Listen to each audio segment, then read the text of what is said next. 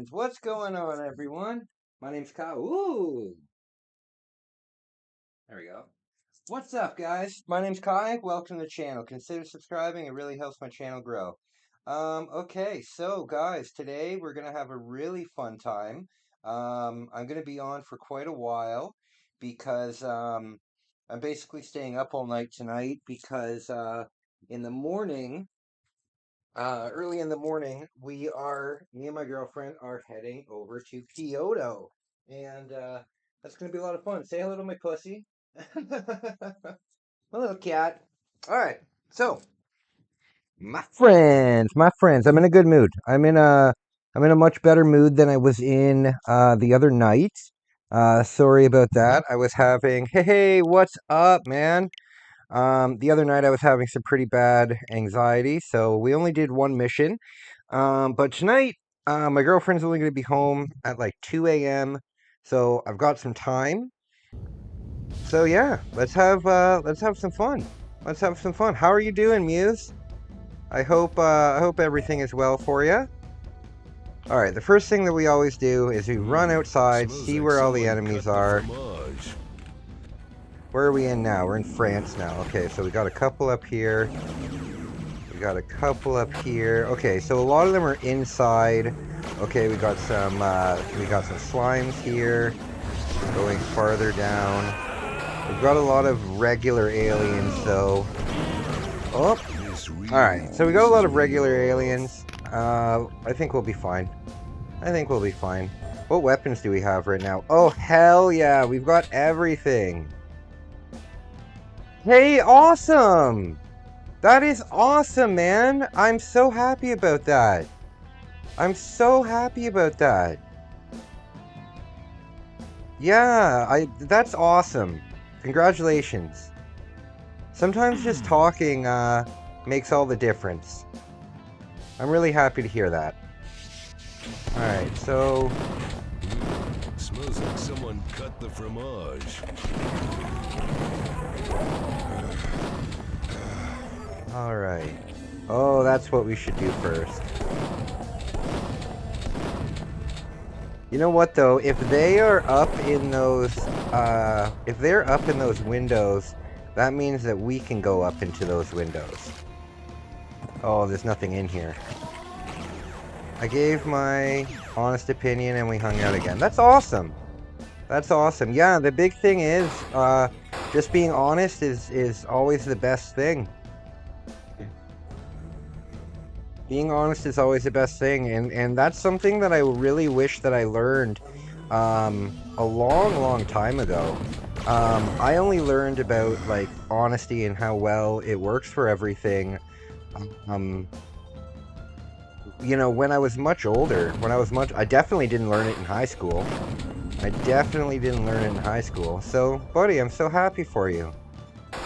That's awesome. I didn't catch your stream, unfortunately, because I was very busy today. I was out vlogging today. I made a really good vlog, I think, and unfortunately I wasn't able to check it out. But I'll check it out tonight. I always like to support you guys. You guys show me a lot of support, so I like to spread the love, you know? Oh, jeez.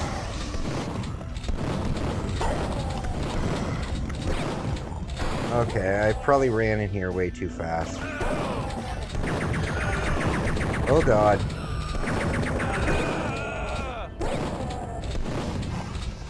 Okay.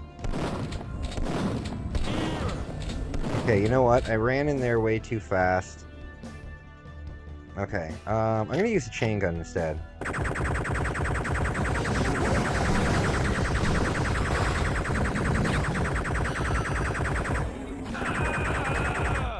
God, 24 health. That's not good. Oh, that helped.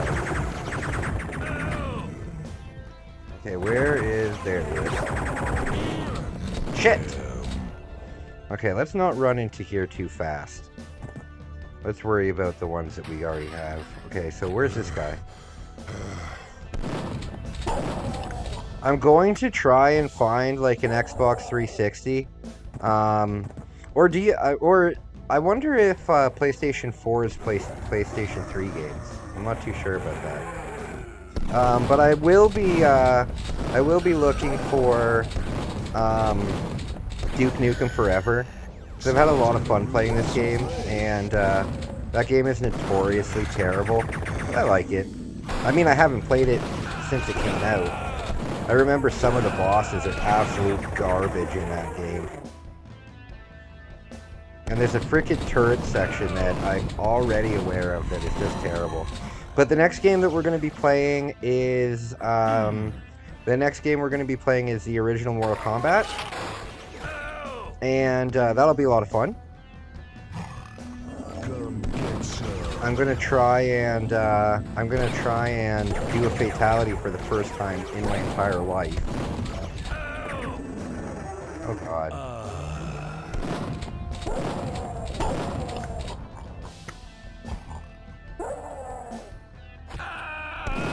God damn it.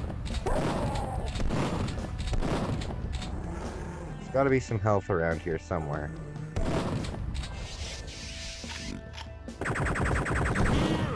Damn it! Okay, I'm gonna go back again. I'm gonna do this a lot more careful. So we'll go over here. This is unfortunately going to be my last stream for about a week. While I'm on my vacation in a vacation, I'm just going to be hanging out with my girlfriend, and I don't really have like hotel internet.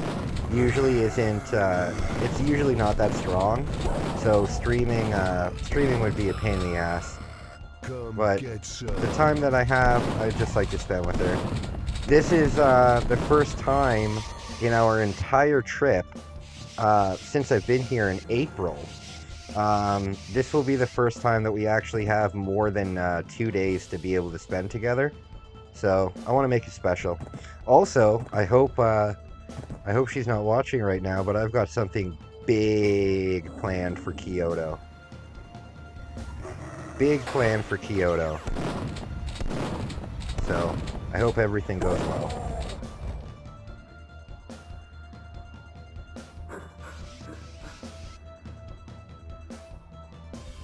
Alright. You know what I really miss? I miss Blockbuster. I miss just being able to rent a game for a weekend. You know?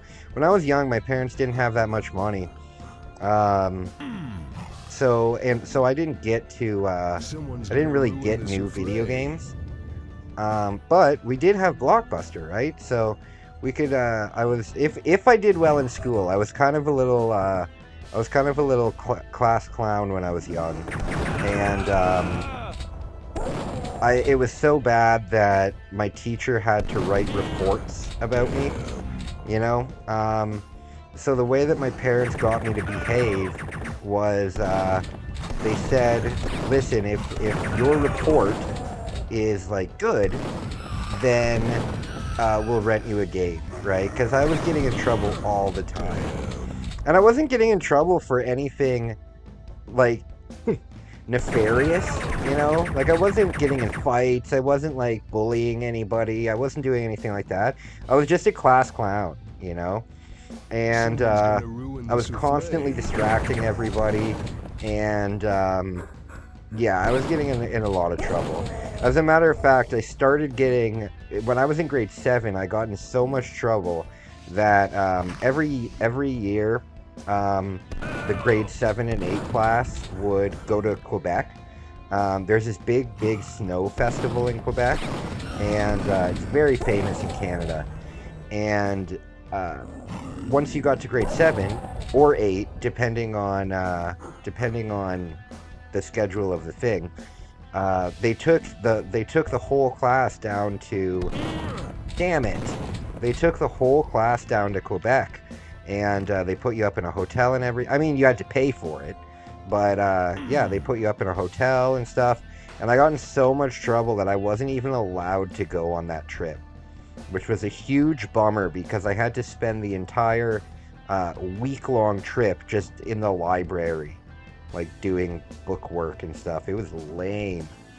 But yeah, I got in a lot of trouble. So what my parents eventually said was, listen, if you want to rent a game on the weekend, you have to get a good report at the end of the week. And that's what I did. So eventually I calmed down a little bit until grade 7. Until grade 7. When I was in grade 7, my sister, well, not my sister, but my teacher went on maternity leave. And damn it!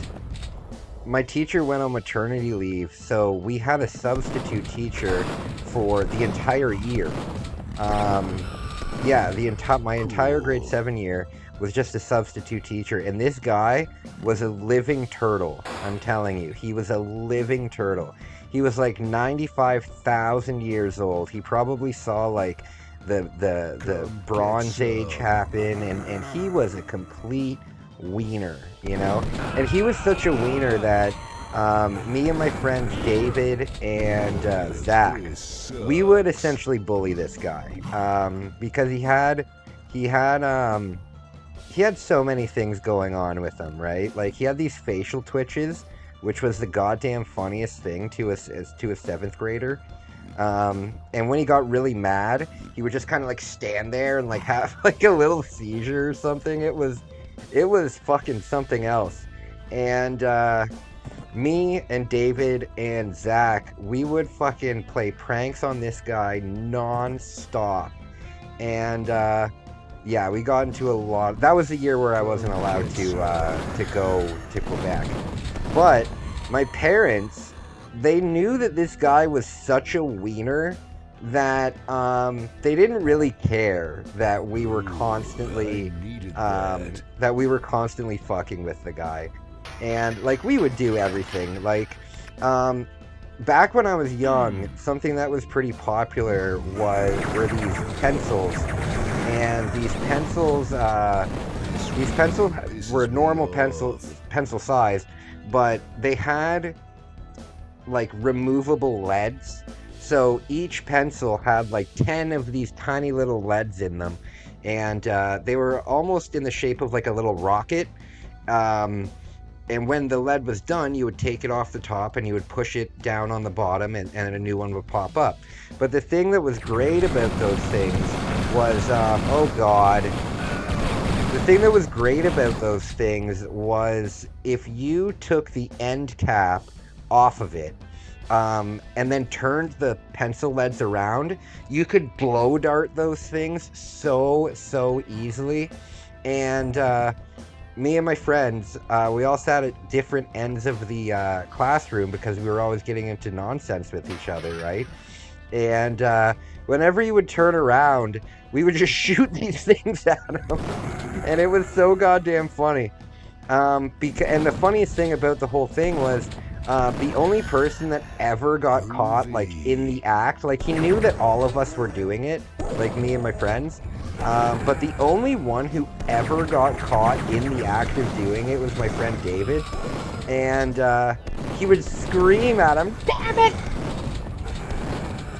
And to this day, it became such a joke that to this day, 20 years later, me and my sister still call each other David. So like when I call my sister's name is Sarah, but when I call her or I message her, I say, "Hey Dave," and she'll say, "Oh Dave, how's it going?" You know, because this 1 year of elementary school was so influential in our comedy. It was ridiculous. But yeah, I got in a lot of trouble. It was so bad in grade 7 that he failed me, even though I had fine marks. Like, my marks were completely fine, but he told my parents that I needed to repeat the 7th grade because I was clowning off so much that I didn't learn.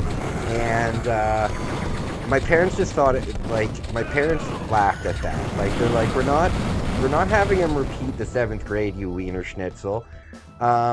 However, he ended up talking to the principal and everything, and he got like the school psychologist involved and stuff. And in order for me to not have to repeat the seventh grade, I had to go to summer school in grade seven. So that really sucked. And summer school, if you've never been to summer school, is ass. It sucks so much. You're in a classroom with like a whole bunch of delinquents, and barely any of the school is actually open. There's like four classrooms open. The gym's not open. Like none of that stuff is open. Um, yeah, it sucked. It sucked. But one thing that was nice was because my parents were against it, and it was more of like a school decision to send me, and they didn't really have a choice. They said, "Listen, Kai, if you go through summer school and you get good grades and like you pass and stuff, we will let you get an HD TV." And this is right when HD TVs came out, like right when flat panel screens came out. And back then, HD wasn't 1080p; it was 720p. So, and at that point, because I was pretty young, I didn't have a TV in my room. So, by completing summer school, I I finally got a TV in my room, and it was an HD TV. HD at the time. What the hell? Did that close? What? Damn it!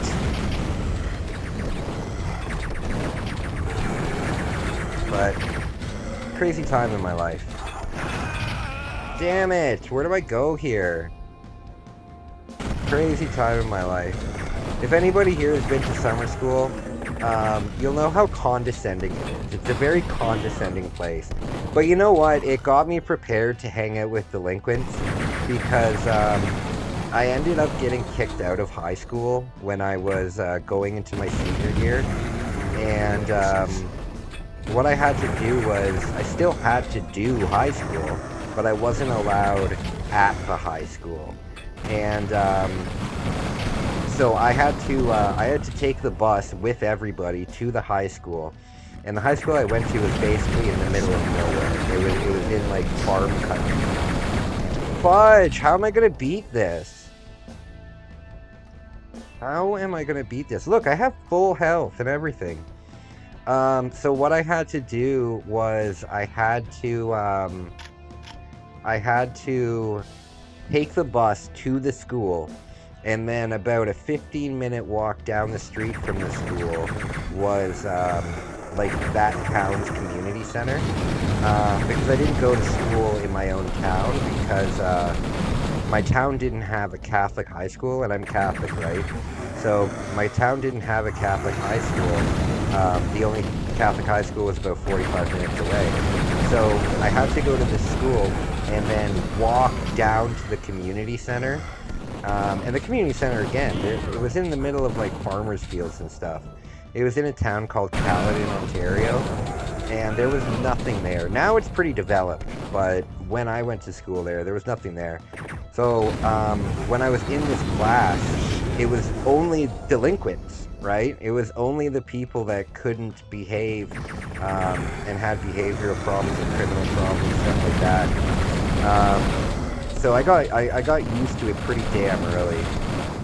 I had a pretty tough time when I was in high school, but I didn't get kicked out of high school for anything bad. Again, like I've never been a bully in my life, because I was bullied pretty relentlessly when I was young. So I've never been a bully.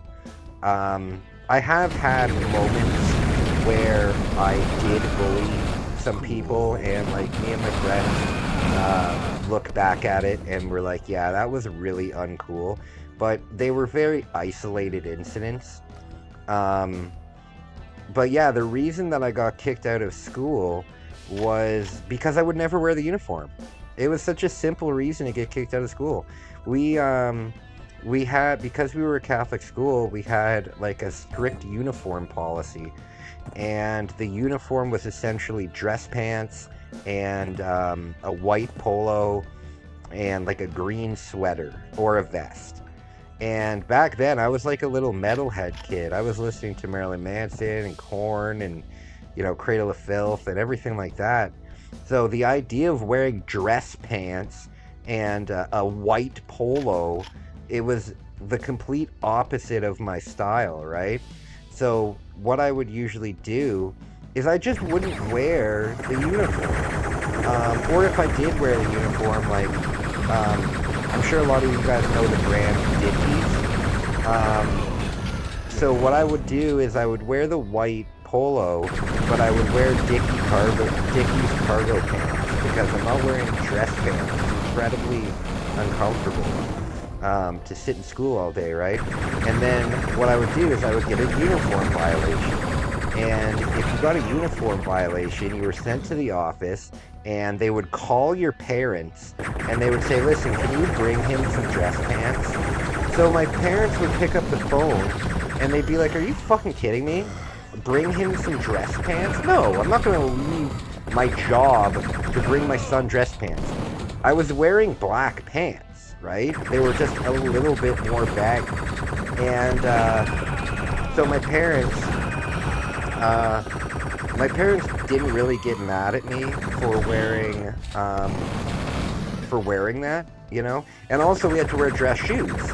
And as I said, my parents weren't rich, and they certainly weren't going to buy me a pair of dress shoes when I'm in high school, because every year, your feet grow and everything like that. Every year I would need a new pair of dress shoes. So they're like, hell no. So I would keep getting these uniform violations, and if you got 3 uniform violations, you were suspended for a day. And so what would happen would be I would go to school, I would get a uniform violation, I would come back the next day, and I would get another uniform violation, and then I would come back the next day, and I would get another uniform violation. And then by Thursday, I would get suspended, and I would spend Friday at home, And this went on for my entire grade 9 and grade 10 campaign in high school. And so by the time I got to grade 10, they were like, okay, listen, you are not allowed to go to normal class. So I'm sure that all schools have this, but I was in the special education program by the time I got to grade 10. And in special education, you don't go from math class to science class to English class. All of your classes are all in one room.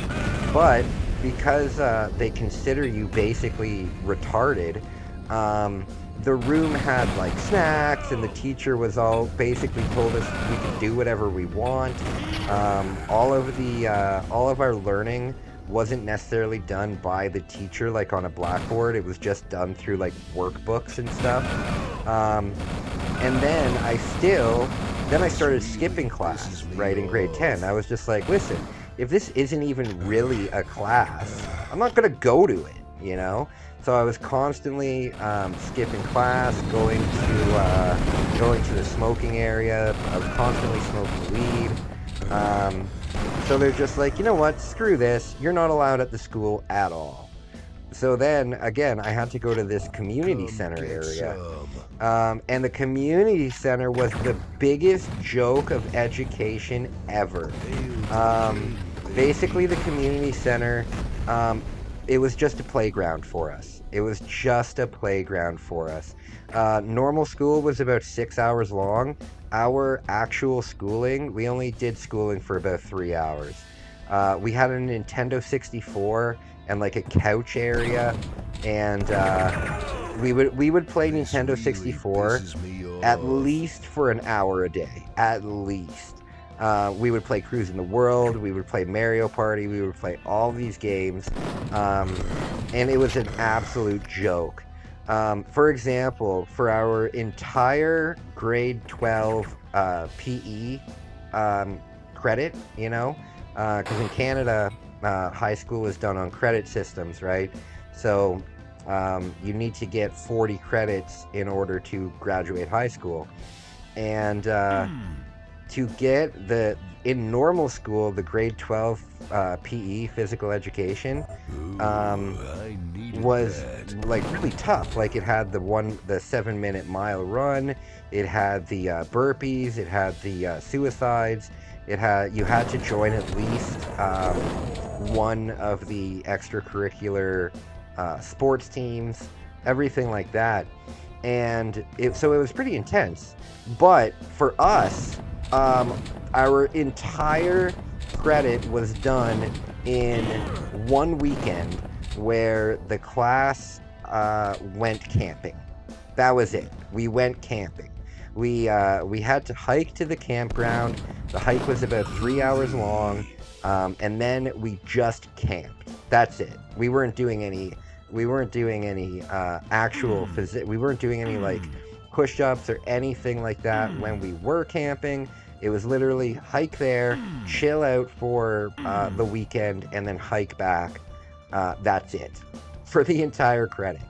Um, our hospitality credit, where you're in Canada, you're required to take at least 1/2 year of hospitality, where you learn to cook and you learn to sew and you learn to do all of that kind of stuff.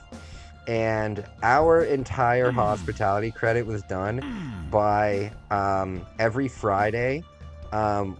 We were put in a group of 2 people, and those 2 people had to cook. There was a big kitchen in this community center, and the 2 person group had to cook a meal for the class, and it could be any fucking meal, right? For example, my when I did my meal, I just made tacos for everyone, and then boom, there you go, credit done. So my education was very strange, you know. It got to the point where I did technically graduate, but there's three different there's 3 different levels. You have college level, and you have university level, and then there's a level below it. I forget what it's called. It doesn't really matter, but I only graduated with the level below it. So when I eventually did, and you gotta remember, guys, I've been to college and university 3 times.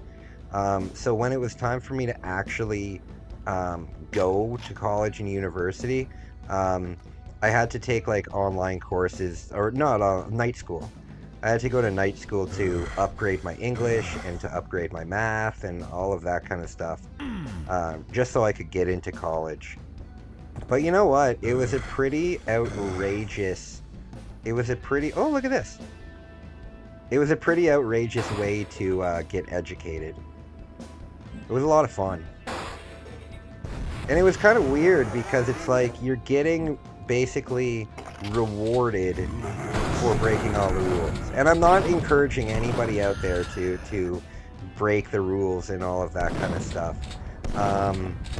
But it was strange that it was like that, you know? You would think that you would be put into like a school that was much more strict, you know? But it was the complete opposite. It was not much more strict. It was so lax.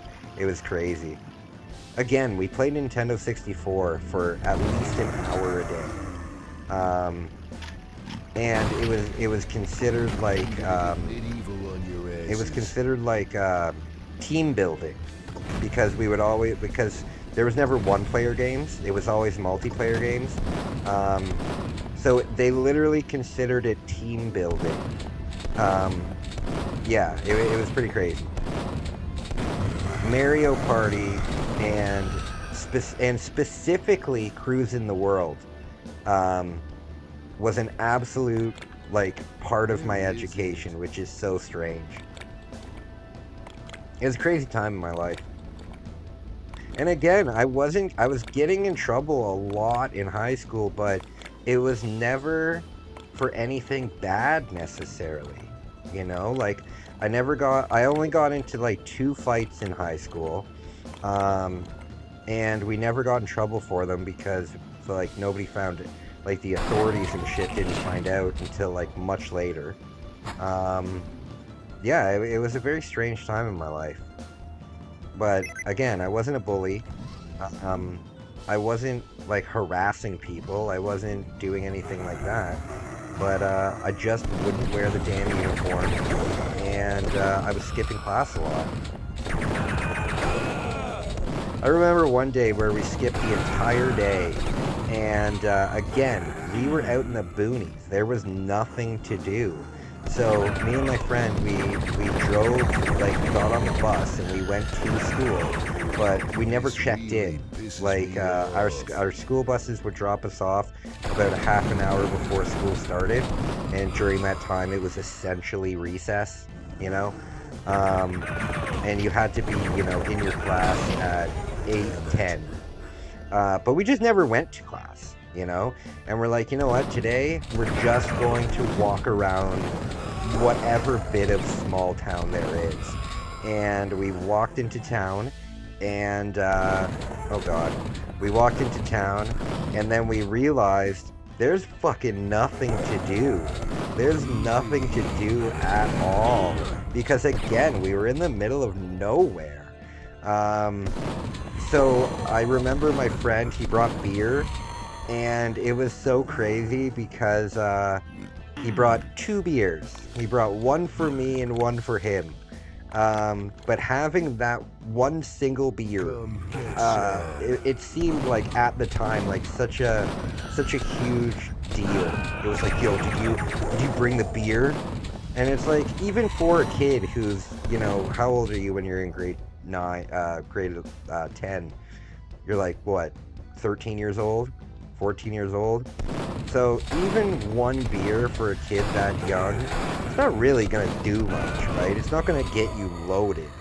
Um, but we had those beers and we thought we were the badass, thought we were such badass kids. Uh, but it was so silly. It was so silly. Good times though. Watch your You ass. never really realize until it's done that high school is, unless you're like really getting bullied in high school and stuff like that, high school is like the best time of your life. There was also a point in high school, like I got a fake ID when I was in grade um when I was in grade 11. I got a fake ID, and when I was in grade 11 I already could grow facial hair. So I looked a lot older than I was. However, I definitely didn't look legal age. Um, but there was a place in Toronto where you could get fake IDs, and they would legitimately put you down in a like where you get like a passport. Like it wasn't just they take a photo of you from Facebook and print it on like a card, right? These IDs were expensive. They were like $120 all the way back then. But they wouldn't do a driver's license, but they would do a age of majority card, which is something that we have in Canada for people who don't have a driver's license because our health cards don't have our age on them. But you can get an age of majority card, and it looks very official. Like it's got holograms on it and everything like that. And they would take a passport photo of you, and they would put it on one of these age of majority cards. And I swear to God, guys, 90% of the time it worked. 90% of the time, I was astonished by that. Um, but that's when I started like skipping school altogether. I would walk to my bus. I would walk to my bus stop, and then I would just keep walking. Like I would tell my mom. I wouldn't even need to tell my mom anything because they thought that I was just going to school, right? So instead of walking to the bus stop, I would just walk into town. And most of my friends at the time, they went to the public school. And what I did was basically on the second day of grade 11, I went to their school and I kind of talked to the teachers there and I kind of introduced myself, even though I didn't go to the school. You know, I wasn't a member of the school, but because I went there on like the second day of the year, the teachers didn't know that I wasn't part of the school, right? Because it's the second day of the year. There's so many new people that they don't know. So I went there on the second day of school, and I remember every single Friday that I was in grade 11 and grade 12, I would skip school and I would go to that school. And the teachers eventually caught on, but it took an entire year. It took an entire year for them to catch on because I wouldn't really go in the school. I would, hey, Isaac, what's up, man? I'm just telling the crazy stories from when I was in high school. I hope you're doing well, man. I picked up another cool thing for you today, man. I've got a really, really, really cool gift package coming your way in about a month. I'm gonna send it off like maybe a week after I get home. So do me a favor, when it comes time, shoot me an email. I have my email like in all my descriptions. Shoot me an email so I know where to send the thing. But yeah, so basically, at the start of their school year, I went and I went in the school and I met the teachers and stuff. But I never actually attended any of their classes. I just was there so they kind of were aware of me, right?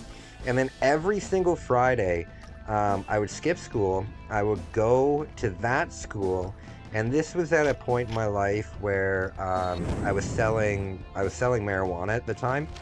I was a young guy, you know. I did a lot of stupid things, but I was selling marijuana, and all I would do is I would go to that school, and I would hang out in like their smoking area, and I would just, you know, sell ganj. And another thing, because I had that fake ID, a lot of my friends at the time, now we're like 16, 17. A lot of my friends at the time had their license then, because you start driving when you're 16, right? And if you get your license, you have to wait 8 months. You get your first license, and then 8 months later, you can apply for your G2 license, which allows you to drive without like adults, like you just drive yourself.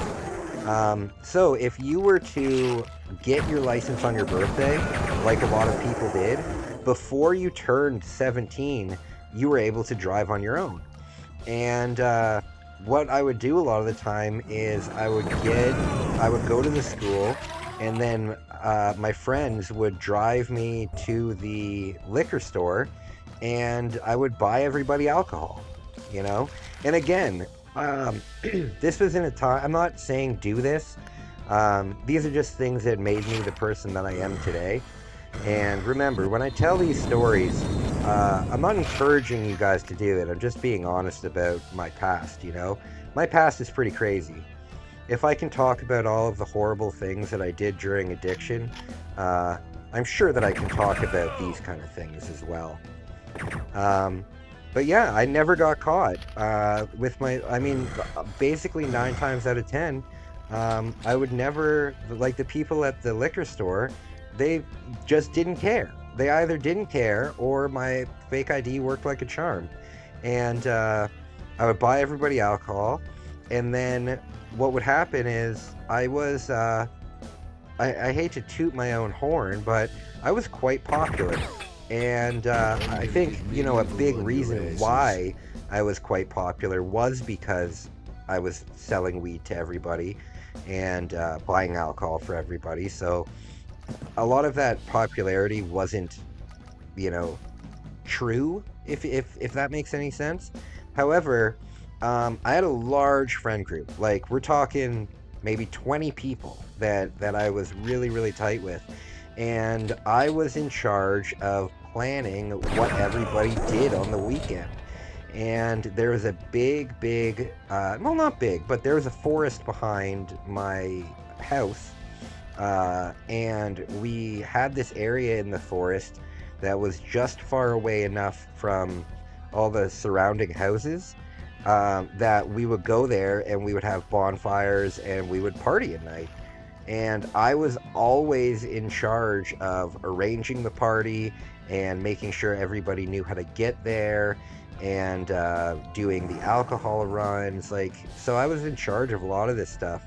So it was a pretty fun period of my life.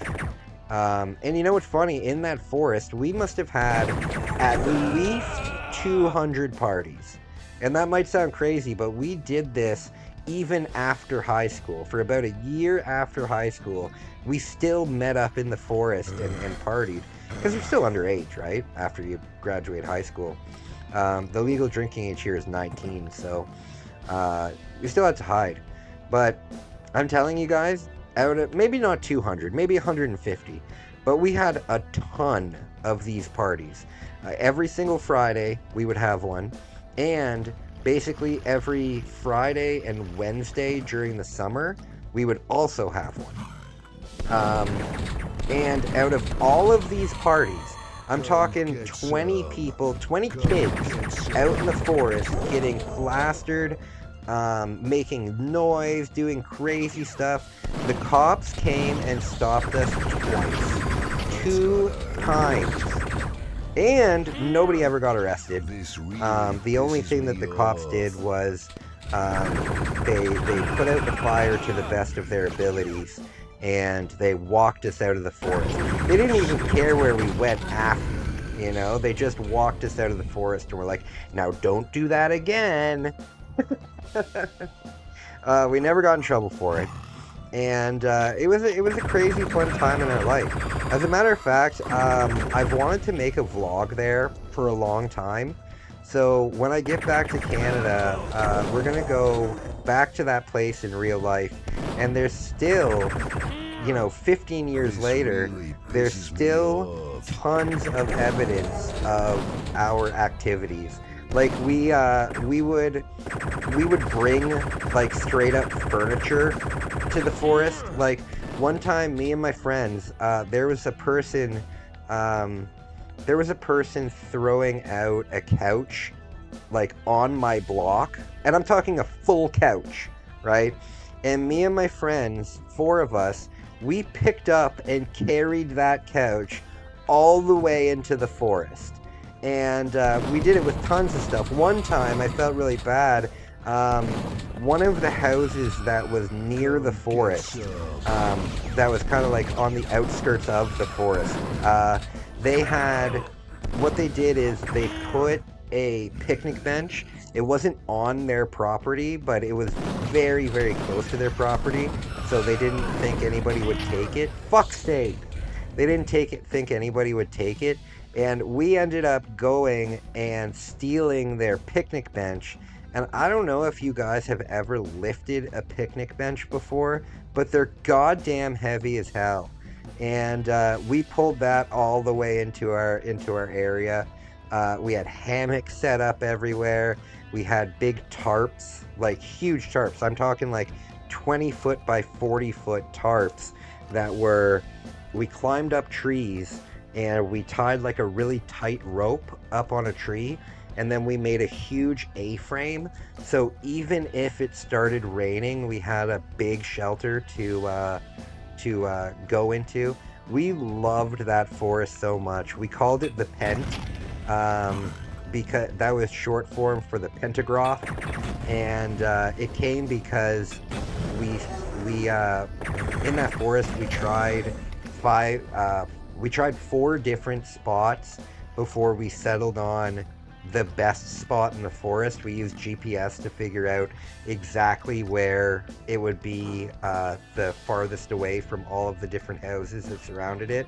And then once we finally settled it, it was on the 5th try, and a pentagram has 5 sides, so we called it the Pentagraph. I don't know why we called it the Graph instead of the Gram, but this place in the forest became like famous at 2 schools, because there was people from 2 schools all excited to go to this same place. And oh my god, it was a lot of fun. It was a lot of fun.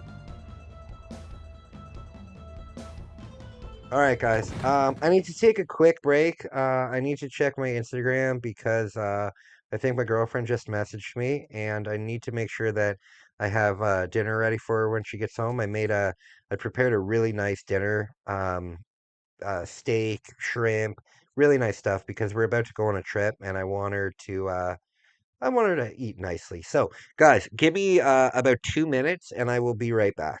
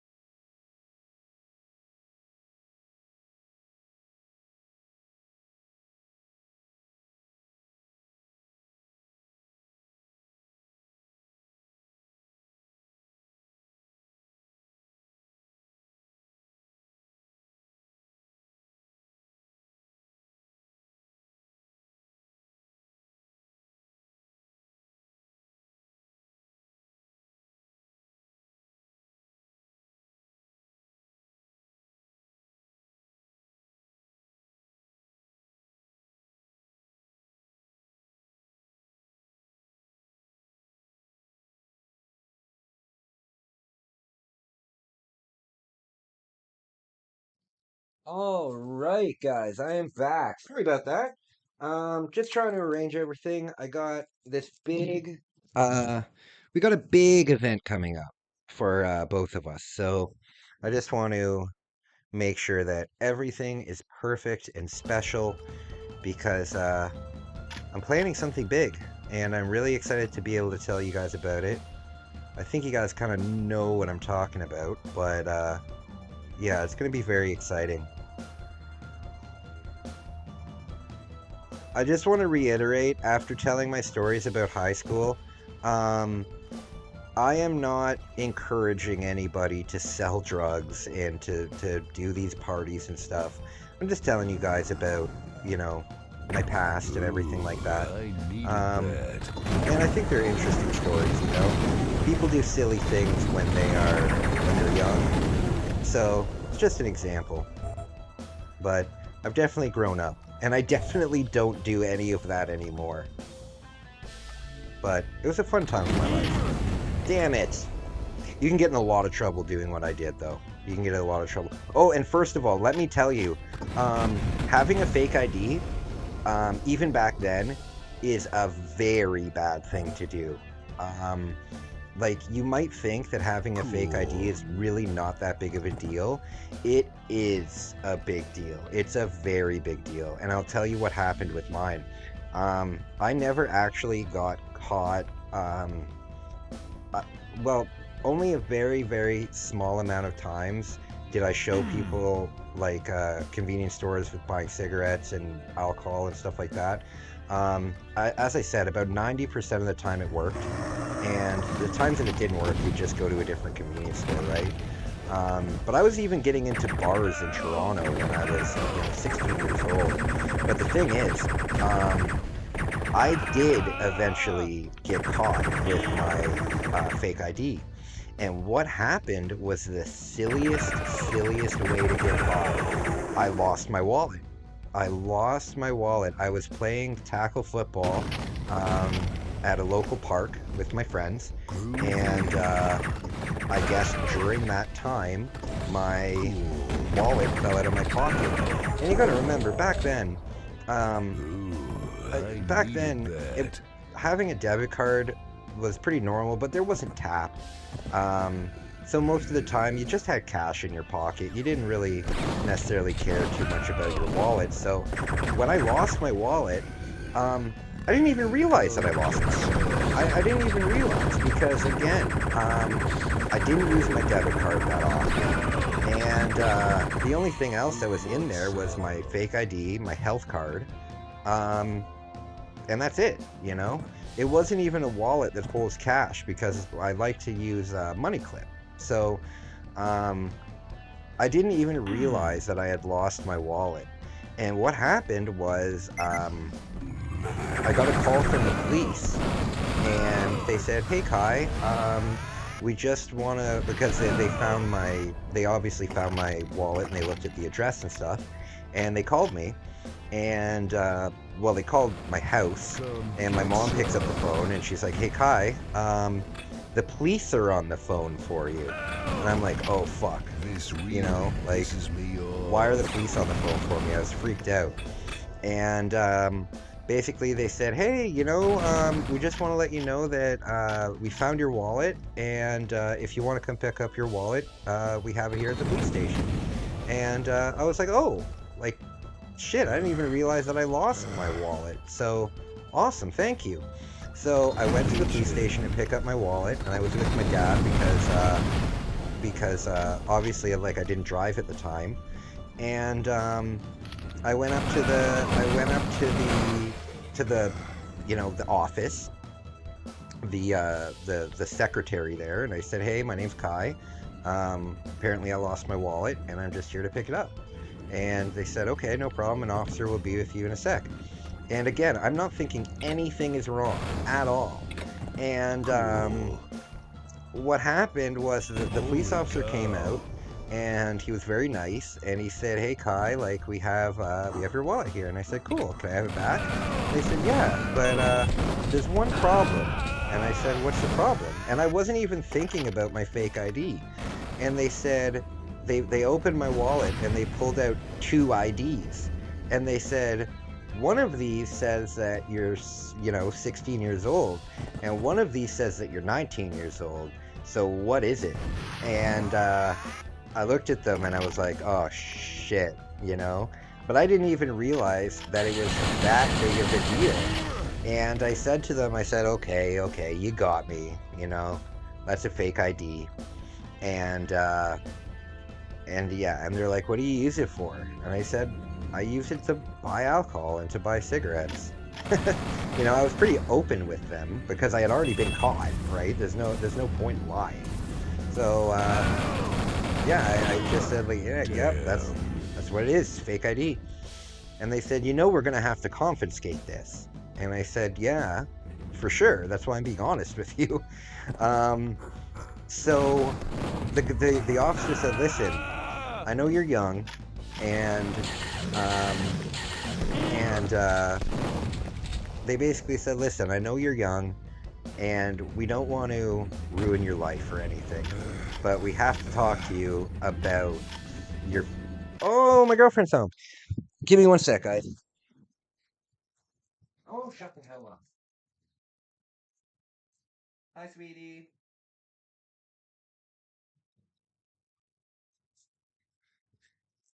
Yeah, and they said, listen, having a fake ID is like a felony.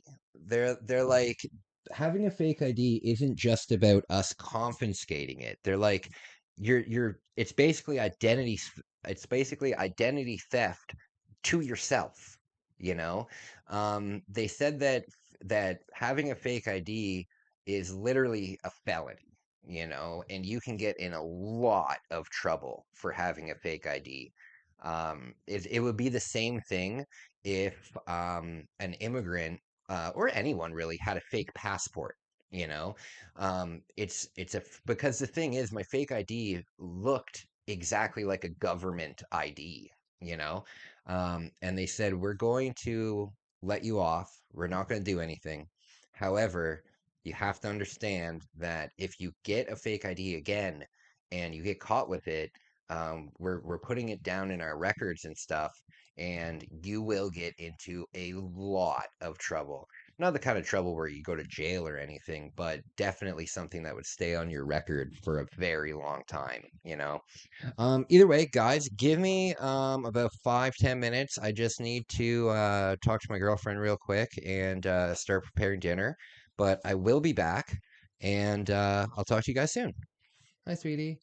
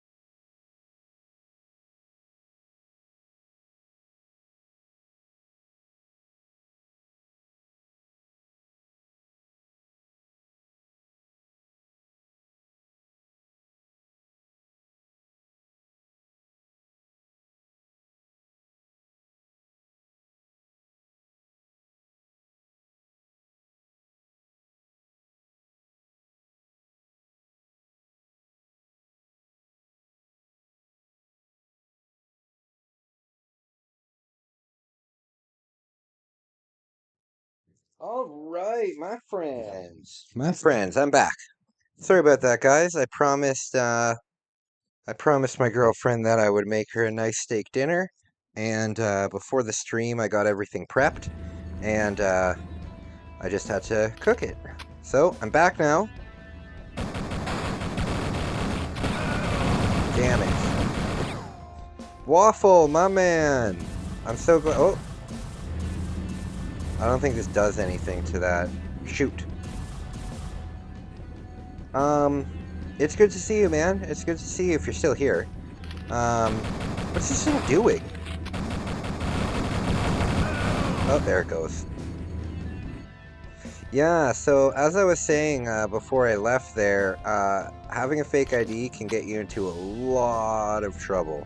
So it's definitely not something that I would advise that you do.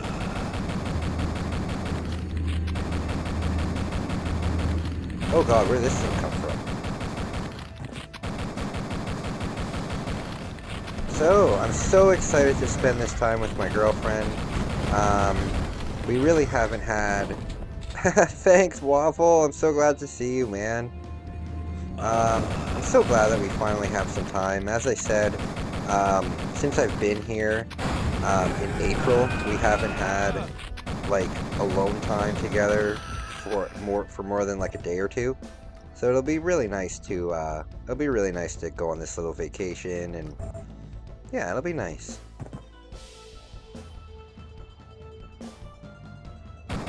Yeah, so as I said earlier, I will be on for quite a while because we have to leave here at 6 in the morning.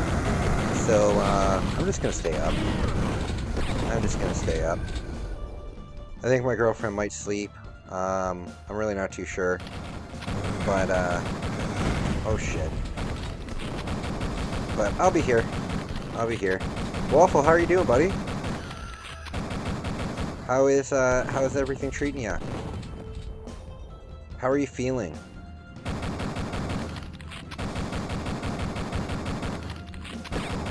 You know, I don't need to kill this thing. I don't know why I'm so concerned about it. There we go.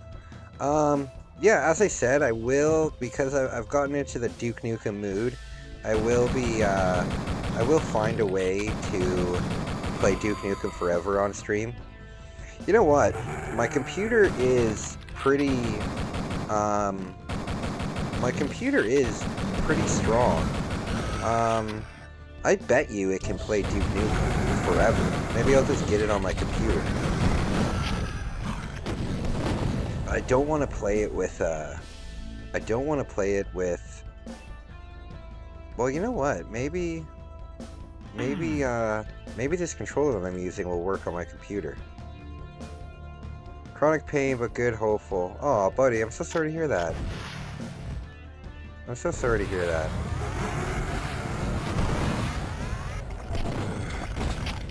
Damn it, that wasn't a good idea. There's a guy behind me. Shoot.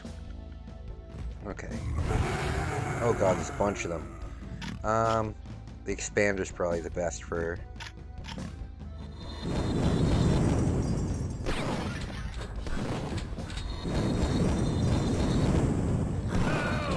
Oh, that wasn't a good idea.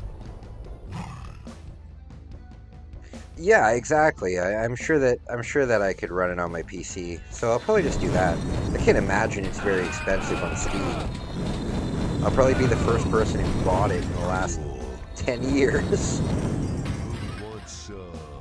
It's not a very popular game. Damn it.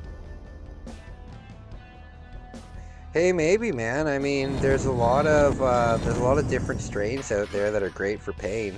As I said, when I went through my cancer, I refused any kind of morphine or anything like that, and I did my entire pain management with cannabis. So it can definitely help if you get the right strain, you know.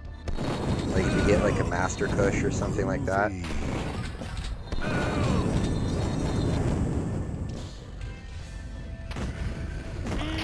Damn it. Okay, how am I going to tackle this? It would be much better You know what? I'm gonna use the expander. Because the expander turns them into little landmines.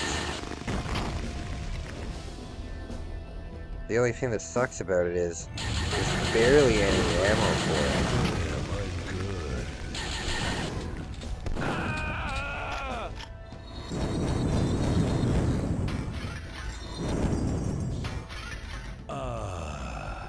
Did you have mouth cancer? I've noticed in a video you were missing a lot of your teeth and saw the scar. It looks crazy. Yeah, man, yeah. So I had bone cancer in my like orbital bone. So here, let me show you a little bit better. I had bone cancer right here, and what happened was I had a tumor. I had a tumor, and it grew right above my teeth here, and it grew so What are you big waiting for? that Christmas? the cancer took over all of the roots of my teeth, and it took over my entire orbital bone. So, so what happened was this entire part of my face, this whole bone here, and the corner of my jaw, was completely destroyed by cancer. So What are what you they waiting did for? was Christmas? they took out, let me show you this. They took out a big piece of my shoulder, and they cut out a piece of my shoulder, and they shaped it into an orbital bone, and then they cut my face open, and they put it into my face, which is crazy, you know. It's hardly Come noticeable now. on. I've had 2 plastic surgeries to fix it, kind of thing. If you go back on my if you go on my channel and you go back to my shorts and you go back maybe a month or two, well, before I came to Japan, there's a video that I made of me growing up, like one picture a year for every year from when I was like 13 until now. And one of the pictures is me straight up in the hospital with my scar. So for the first couple years, the it was very, very noticeable. Oh, you okay, sweetie? For the first couple years, it was really, really noticeable.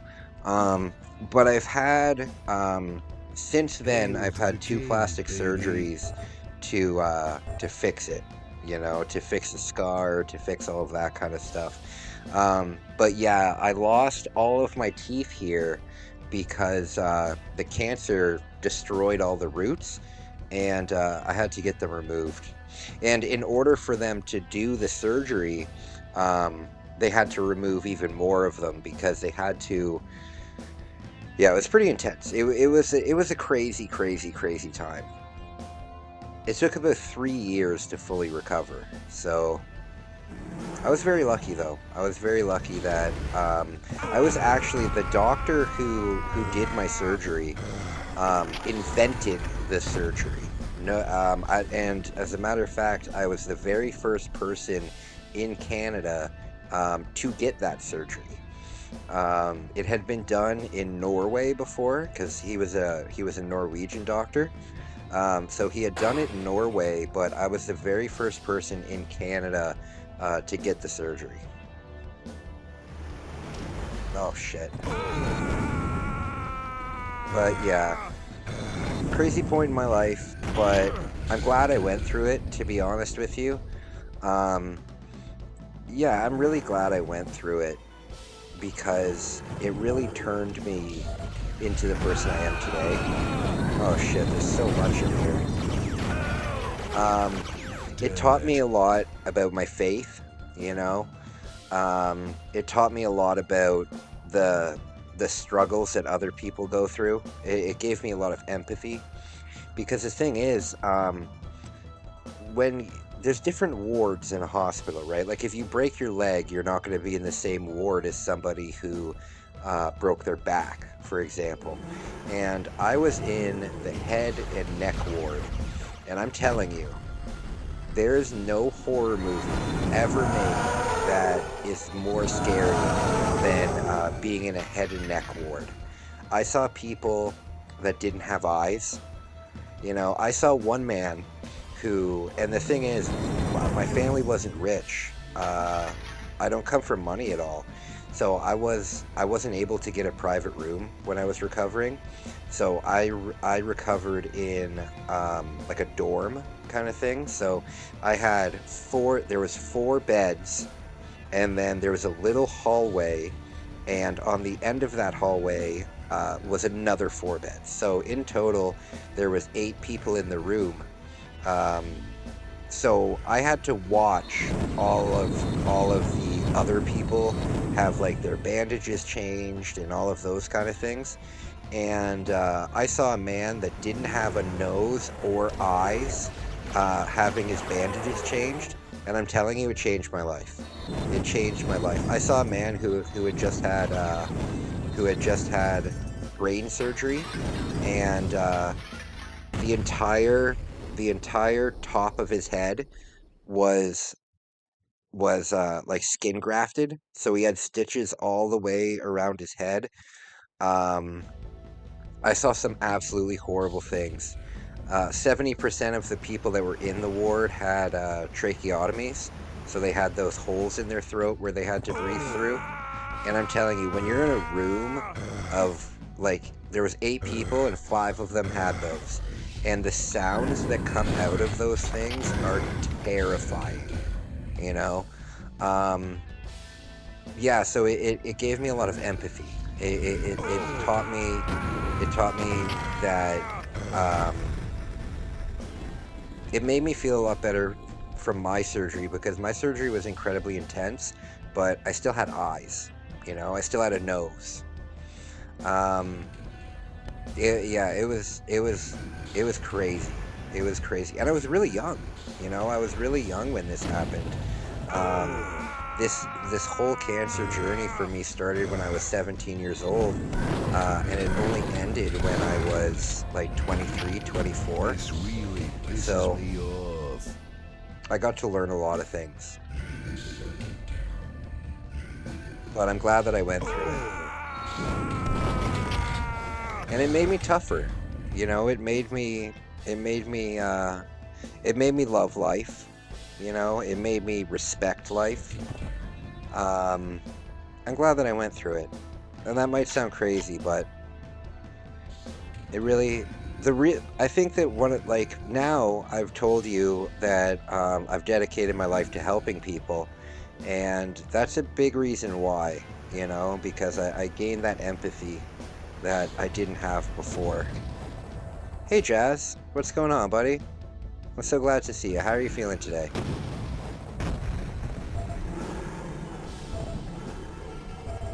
I hope you're feeling well, buddy. Oh god, look at all these enemies now. Damn it! Okay, don't use the...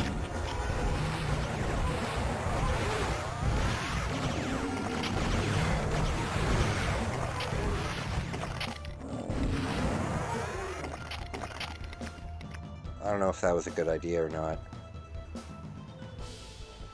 I see you up here. Oh, it hit me right in the face.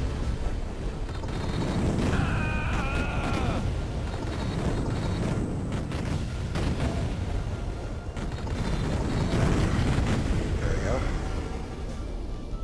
Oh, jeez.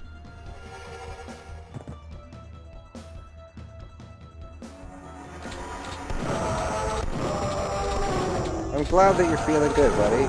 I'm feeling great too. I'm feeling great too. I'm going on a nice trip. It's gonna be very nice. We're gonna rent kimonos and do a little photo shoot. That'd be really nice. Also, thank God, 2,000 Rastakai is gone. Yeah, yeah, for sure. You know what though, with my cancer, I know that it'll come back one day. I know that it'll come back one day. And it's something that I've accepted. Because the way that my cancer went, I had multiple tumors, and I just wanted to say bye and hi, but now I gotta go. Oh, okay, buddy. Well, thank you so much for stopping in. The way that my cancer went was I got a tumor, they removed it, it wasn't cancerous, and that happened 5 more times, and on the 6th time, the tumor was cancerous. I mean your hair from 2008. Oh, yeah, that's gone. That's gone. Crazy hair back then. But I know that it'll come back. It's just a matter of time. But I've accepted that, you know?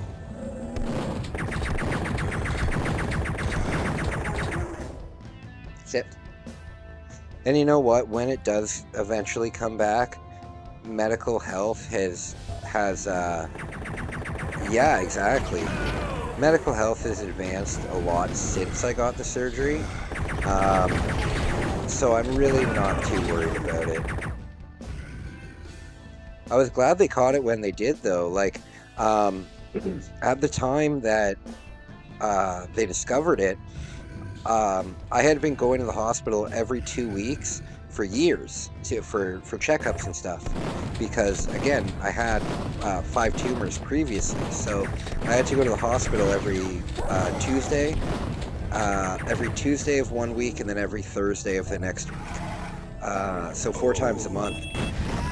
And I was in a period where I hadn't grown a tumor at all in like 6 months, and my band was just about to go on tour, and because the tumor hadn't grown back in such a long time, I decided that I was going to go on tour, and when I got back from the tour, I would get it checked out. And while I was on the tour, I was exhausted. Usually on tours, me and my friends, we were little party animals, right? Especially when you're on tour, you want to go and party. And during this tour, I couldn't do anything. I could only basically rest in the car, play the show, and then immediately go back to resting. And I didn't know why. And then when I eventually got home, they said, "Holy shit, Kai, you have a huge tumor, and if you would have stayed on tour for like another maybe 3 or 4 weeks, I would have lost my eye."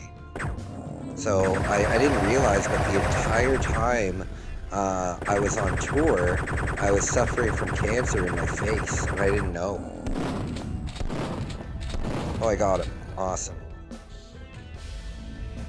But it's been a long time now. The last time I had a tumor was in 2016.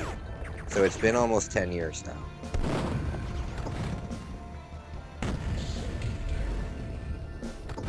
See you in hell.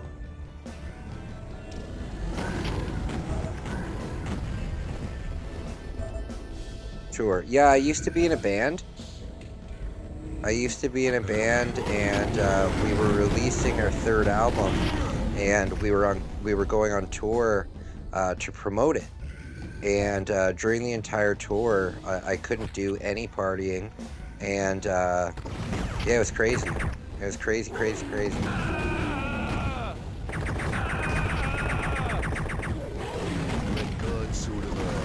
Oh god, there's another huge boss here.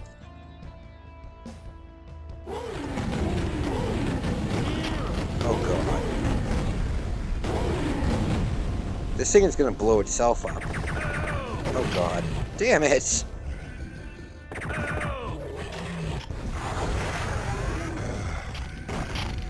Fudge.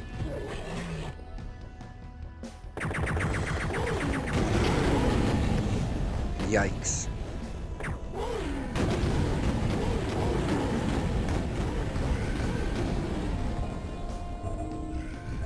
Yeah, I was a drummer in a band.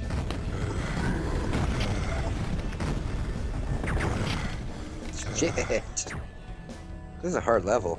I've actually never gotten this far in the game. So I don't know what's next.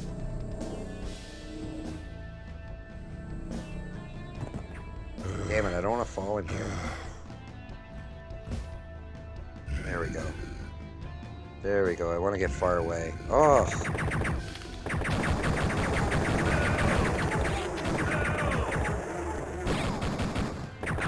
Damn it. But you know what? I do not miss being in a band. I do not miss being in a band.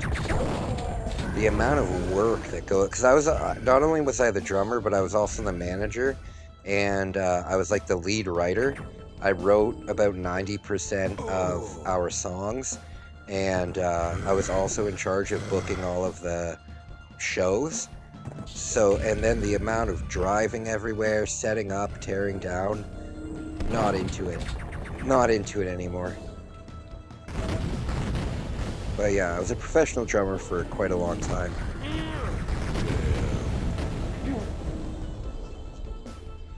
Oh, fuck. Literally the last boss of the game is just chilling here.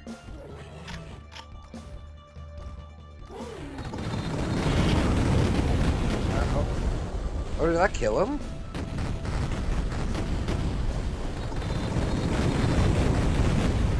Oh, hell yeah.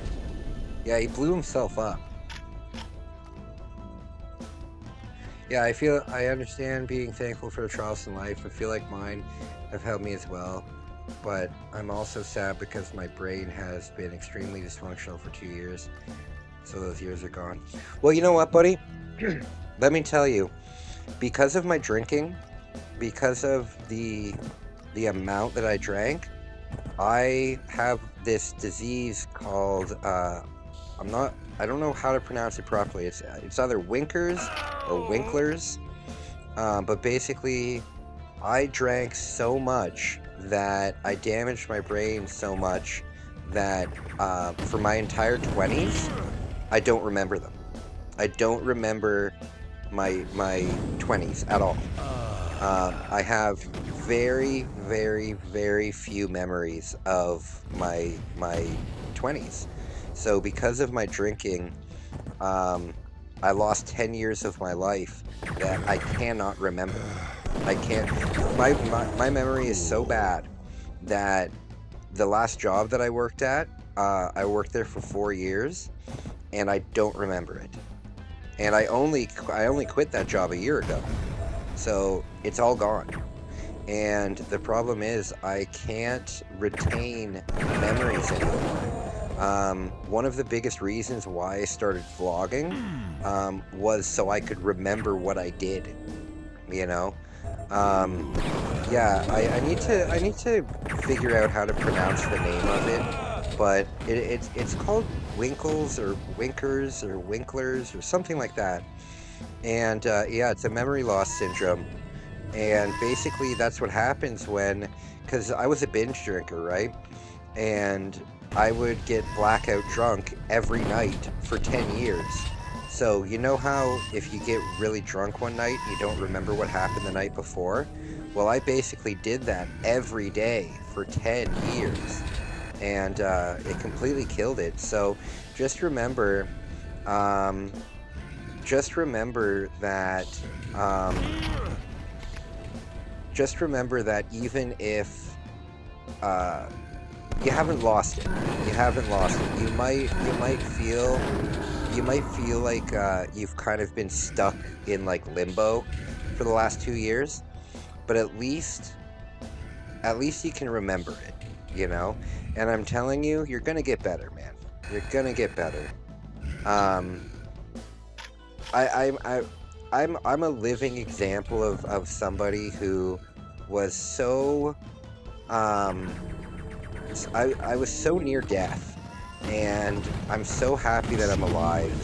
And I'm telling you, buddy, if I can do it, you can do it. This period of your life right now that you feel like you're going through, you're gonna look back on it when you're happy, and you're not gonna be sad about it. You're gonna kind of feel the same way that I did.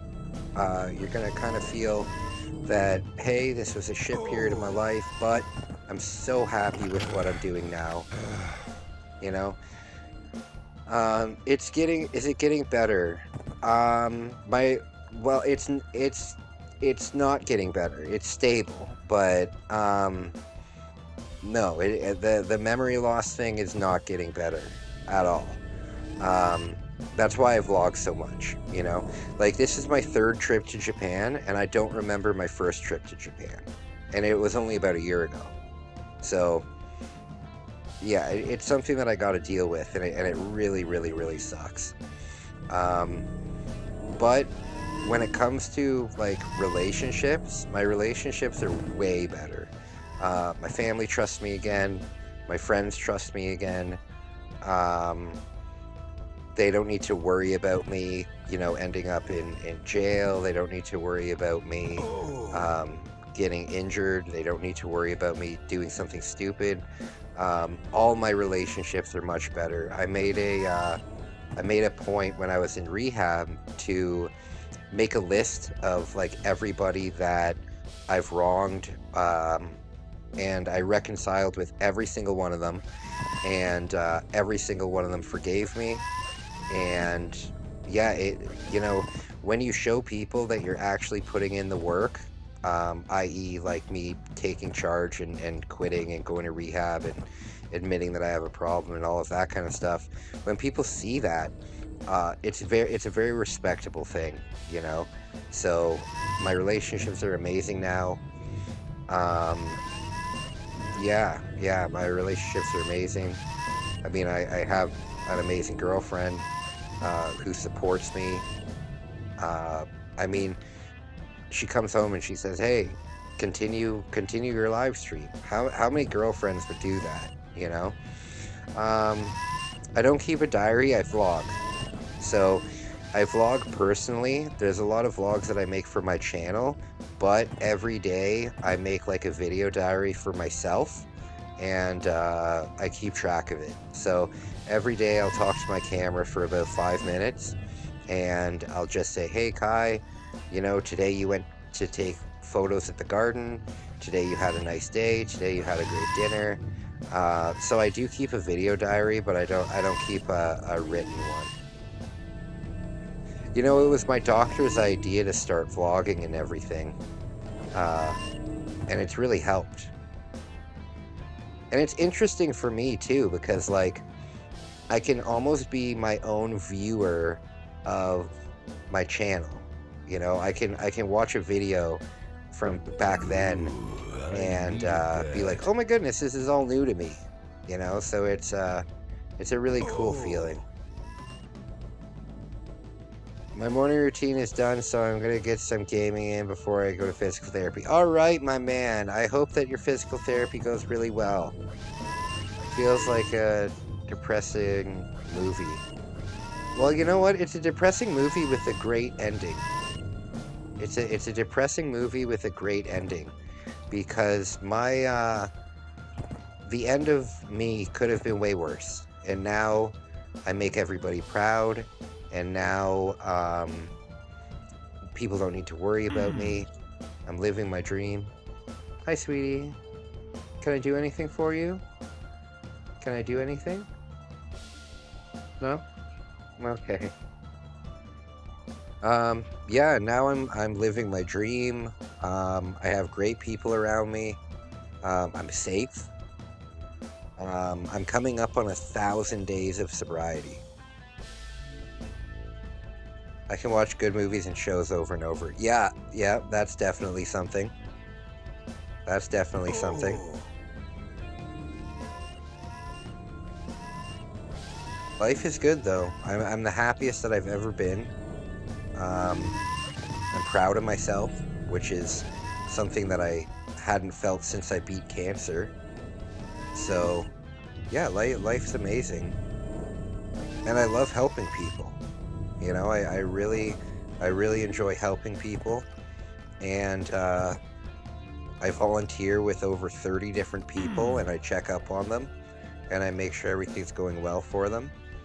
So I'm a happy guy. I'm a happy guy. I'm a lucky man to be where I am. My grandmother spent her entire life savings to send me to rehab, and I promised that I would make her proud. And I know that every day I'm getting all emotional now. I know that every day I'm making people proud, so that's really important to me. Okay, where do I go? How do I disable this force field? How do I disable this force field? Do I blow this up? No.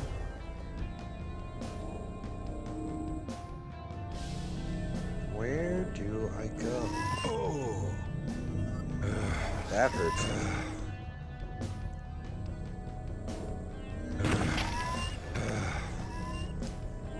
Sweetie, how long is the bus ride? How long is the bus ride? 8 a.m. until 2? 8 till 1?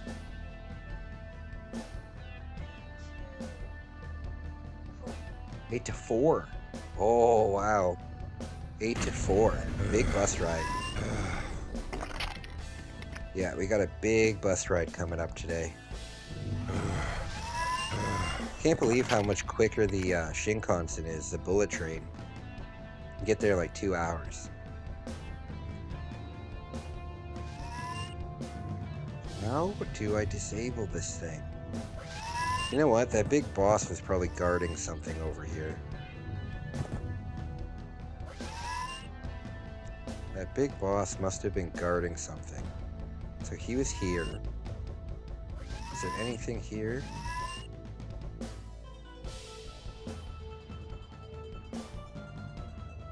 Is there anything around here that I have to press? Anything? What on earth do I do here?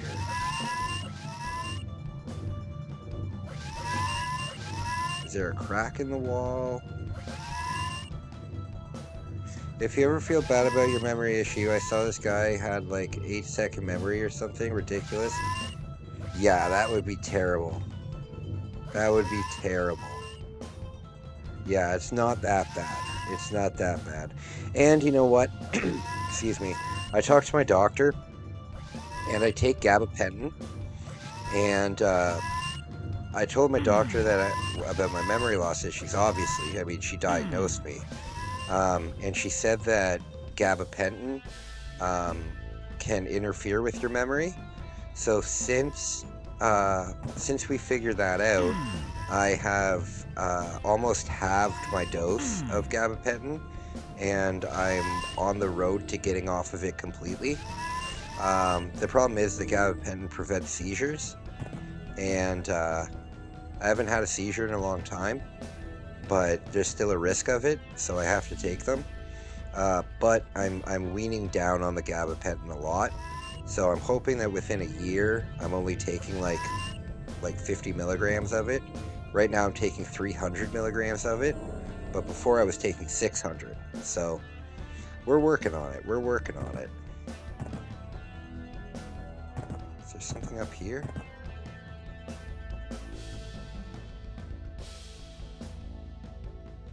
I am working on it. Weed. What about weed? Where the hell do I have a jetpack? No.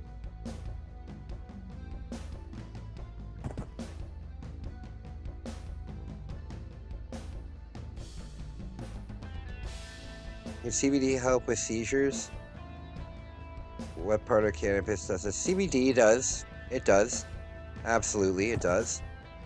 Yeah, it helps. I mean, I haven't had a seizure since I was in rehab, so I think I'm okay. I've never told my family this because I didn't really want them to worry that much, but I did have 3 seizures when I was getting clean. During my detox, basically. Would be cool if you can get the extract without THC. Oh, I can, definitely. Excuse me. Yeah. I mean, the stuff that I use at home is only 0.5% THC. It's such a small amount of THC that it doesn't affect you uh, in any kind of intoxicating way, you know?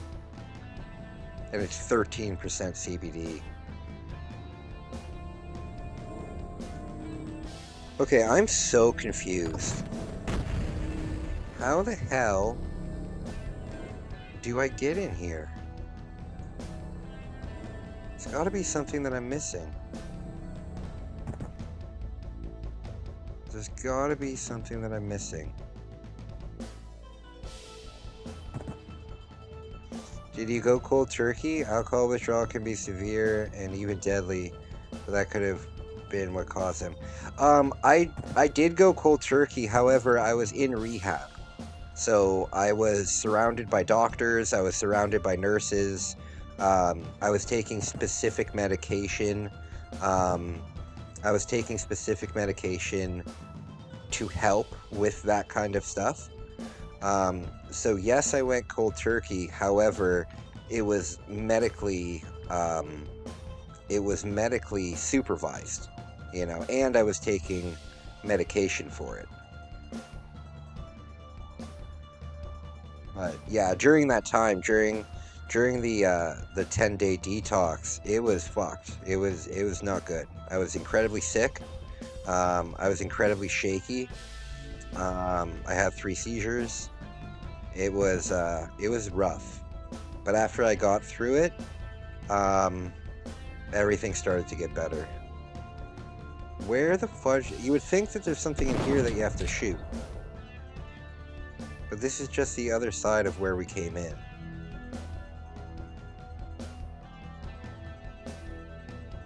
I'm so confused. And you know that there's a super simple way to do this. The problem is I can't really explore the bottom because I don't have boots. And look how fast it does damage to you. Wait, so healthcare is free in Canada, but rehab isn't? That would explain Vancouver. So, healthcare, the thing is, a lot of people get a very big misconception about healthcare in Canada. So, healthcare is free, but to an extent. You know what I mean? There is free rehab that you can go to, but it's not the same as private rehab. So I went to a private rehab facility. I actually went to the best rehab facility in Canada. It was $16,000 for 7 weeks. And as I said, my grandmother spent her entire life savings sending me there. And the thing is, I could have gone to public rehab. However, public rehab is not as intense, but public rehab is basically a place for you to detox, and that's it, you know? When you go to private rehab, it's basically like going to a summer camp mixed with school. So you spend a lot of time being educated on addiction. You spend a lot of time learning about, you spend a lot of time learning. And the facilities are much different. If you were to go to public rehab in Canada, it would basically be like a hospital, and that's it. But when I went to the private rehab, they had physical education courses. They had like your entire day was scheduled. All of your food was there. Every single day you had a different activity that would, maybe give you a new hobby. Like, for example, we had horticulture on Thursday. So there was a big horticulture, there was a big like greenhouse in our rehab facility. And every Thursday we would would plant plants. Like I have a plant in my house that I planted in rehab, and it's grown into like this big bush, you know. We would make that we had an art class. We had like a basketball court. We had bowling alley. We had so many different things, and those kind of things just aren't available in public rehab. So, public rehab is basically they will um, they will monitor you while you go through that cold turkey period, but they're not going to teach you how to be sober because you really have to learn how to be sober. Um, you have to learn about what makes you tick. Uh, you have to learn how to control your anxiety. You have to learn how to live without your drug of choice, and that's just not something that public rehab does. I'm guessing that this is important. Another thing about our free healthcare, our prescriptions aren't free. Um, any kind of extra therapy, like therapy isn't free, psychology isn't free, therapists aren't free, um, eye care isn't free. Um, yeah, basically, and not to mention, Canada has some of the longest wait times in the world for hospitals. I think the average wait time in the emergency room in Canada is about 8 hours. So if you break your arm, for example, um, if you break your arm and it's completely like snapped back, you'll go to the waiting room and you'll sit there for like 9 or 10 hours waiting to get seen. You know, unless your injury is literally life threatening. Um, Unless your injury is literally life threatening, you are going to be waiting in the waiting room for hours and hours and hours. So a lot of people get a lot of misconceptions about Canada.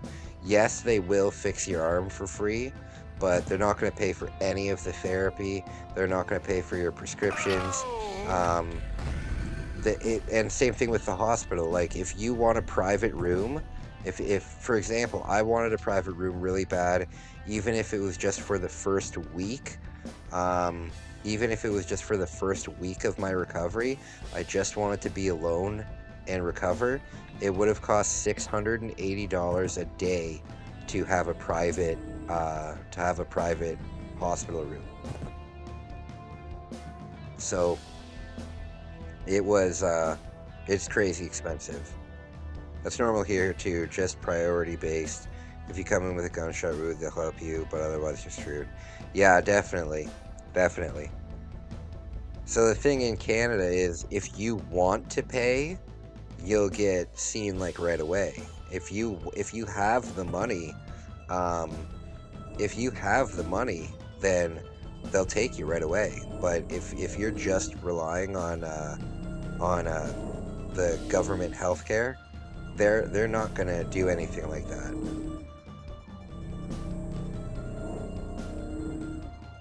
Them The half measure is kind of insulting. Oh yeah, absolutely, absolutely. Yeah, Canada. I can't stand the misconception that healthcare in Canada is free, because it is to an extent, but any of your recovery is not free at all, and it's very expensive. Um, for example, before I got a medical card, um, are you kidding me? Oh my god. All I had to do was go up and press that button. I feel like a jackass. Any kind of help that you need, you're screwed. You know, even just getting a pair of glasses will cost you $1,000 in Canada. Okay, we're gonna go back. There we go.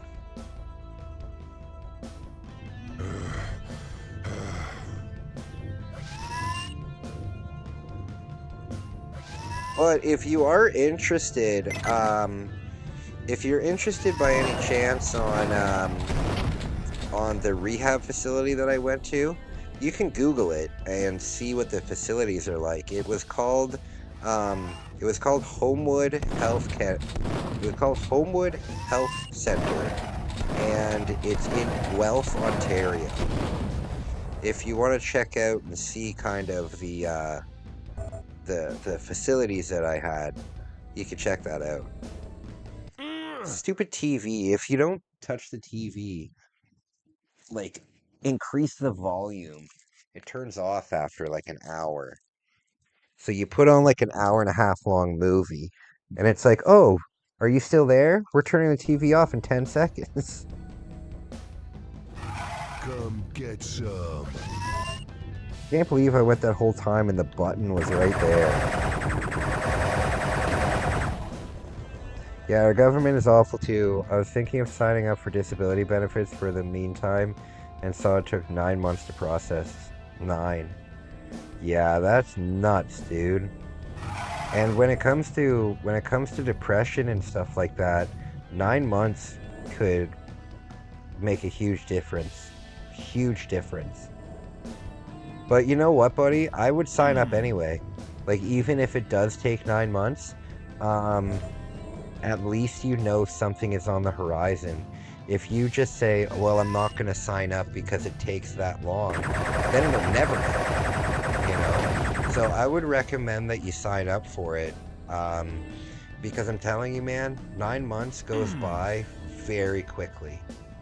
It might not seem like it, but it goes by very quickly. No, I don't do drugs anymore. I want to, but my brain is an ideal candidate for cannabis use. Nothing too addictive, and alcohol interferes with my meds. Oh no, I hear you, man. I didn't recommend that you do drugs. Or are you talking about what they put you? I would never recommend that you do drugs. I hope you didn't get the wrong impression from me. Now I've opened this and I don't know how to go in here. What the hell? Now I'm just stuck in here?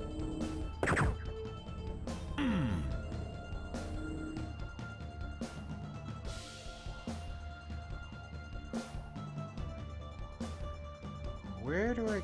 What?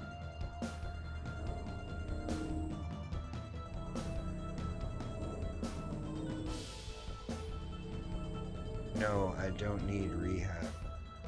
No, I wasn't saying you should go. I was saying if you're because I was talking about like what I went through while I was in rehab. I was just saying if you were curious to see the facility that I went to, that's the facility that I went to. I wasn't suggesting that you go. I was just saying if you were curious to see where I went, you could Google it. What the fudge?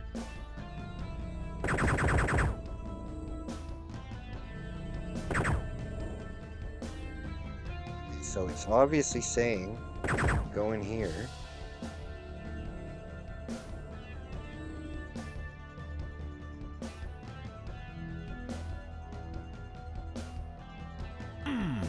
What the fuck was that?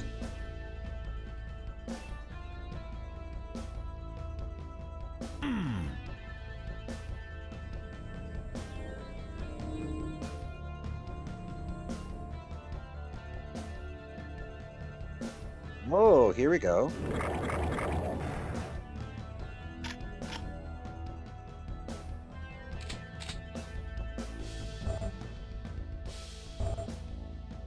Okay.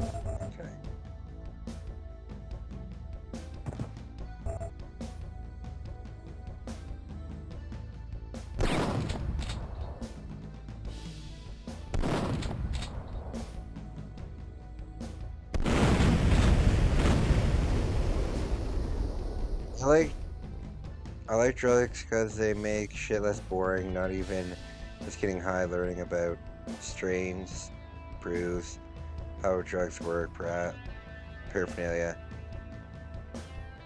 Oh no, I hear you, man. I mean, if that's what you're into, then go for it, you know? Now I try to get that from games and history content. That's a better idea. You know, that's definitely a better idea.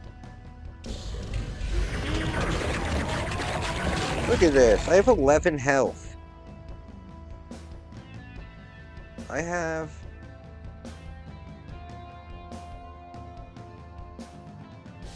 I love history content, man. I love history content.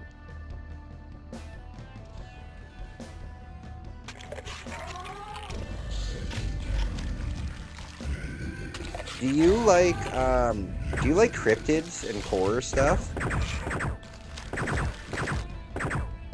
Recently, I've been getting a lot into cryptozoology. I love that stuff. I think it's super interesting. Every single culture out there has these different cryptids, and some of them are so freaky. Yeah, some of them are so freaky.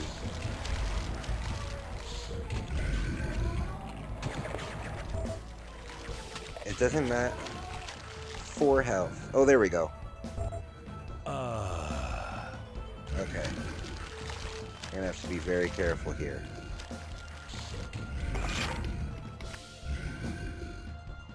I don't think the boss walks over here.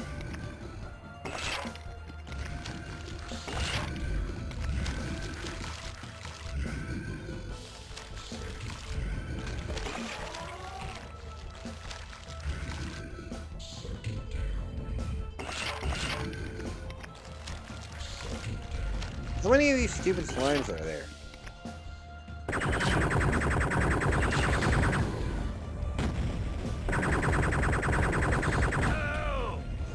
I'm gonna let myself die here.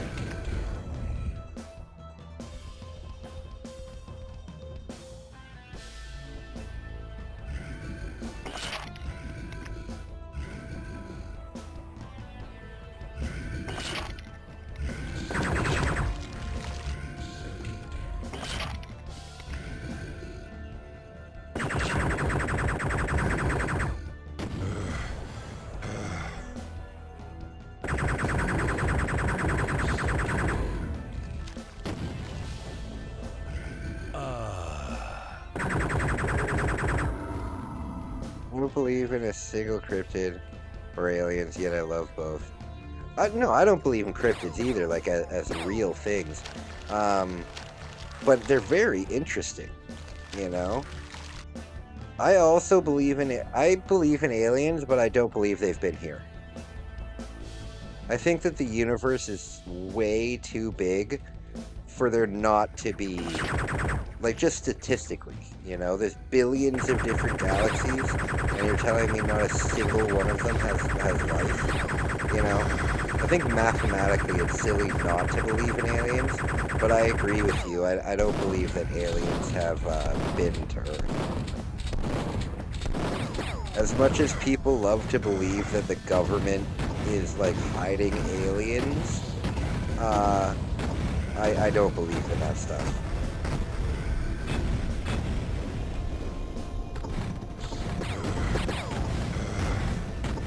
Yeah, I don't believe in cryptids either, but they're very interesting because they all are like little, they're all like little portals into different cultures, you know? Did I get them? Got them. They're all like little portals into different cultures, you know? And it's so strange because so many cultures have very similar cryptids, you know? Like there's so many different places in the world that have their own like Bigfoot or Yeti or Mothman or anything like that. Actually, in one of my vlogs coming up, I talk pretty extensively on Japanese cryptids, and yeah, they're pretty cool. Like, there's this thing in Japan called a kappa, and that's basically what the Koopa Troopas from Mario are inspired by, and it's basically this turtle man, you know, that comes out of rivers and drags children to their death. It's crazy. Human brains usually work the same. We often come to this. Yeah, yeah, for sure. Yeah, I love campfire stories and stuff like that. Good stuff. I don't believe in ghosts either. I don't believe in ghosts. Like, I have zero problem walking around in, like, I don't know if you saw it, but I posted a video of walking around in a Japanese graveyard at, like, the middle of the night. I have zero problem with that. I do believe in spirits because I'm Catholic, but I don't believe that ghosts can, like, Ooh, I needed manipulate that. the living kind of thing. I ain't scared of no turtle, man. Yeah, they're pretty interesting. They're called kappas. Kappa. Very interesting. Okay. Um, that's the end of the level. Hell yeah. I'm just wondering if there's any more health.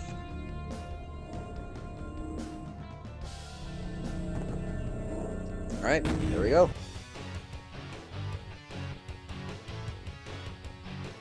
Your time, 9:31. Look, the timer went over.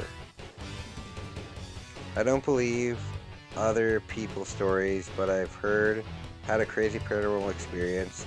It wasn't a ghost, but it was at a ballpark. Don't want to get into it. You'll think I'm some schizophrenic nut. Oh no, man! I would Ready never for think that. I've had a action? paranormal experience too, and I caught it on camera. Um, Oh. I was in my last vlogging series when I was here. There was a night where I went to a Japanese temple in the middle of the night, and at Japanese temples, they have these big bells, and people go up, and the bell has like a huge rope that comes down, and they grab it and they ring it, and then they say a little prayer in front of it. And it was the middle of the night, and there was nobody around, right? And the ground was all gravel, and like it wasn't grass or anything; it was just gravel.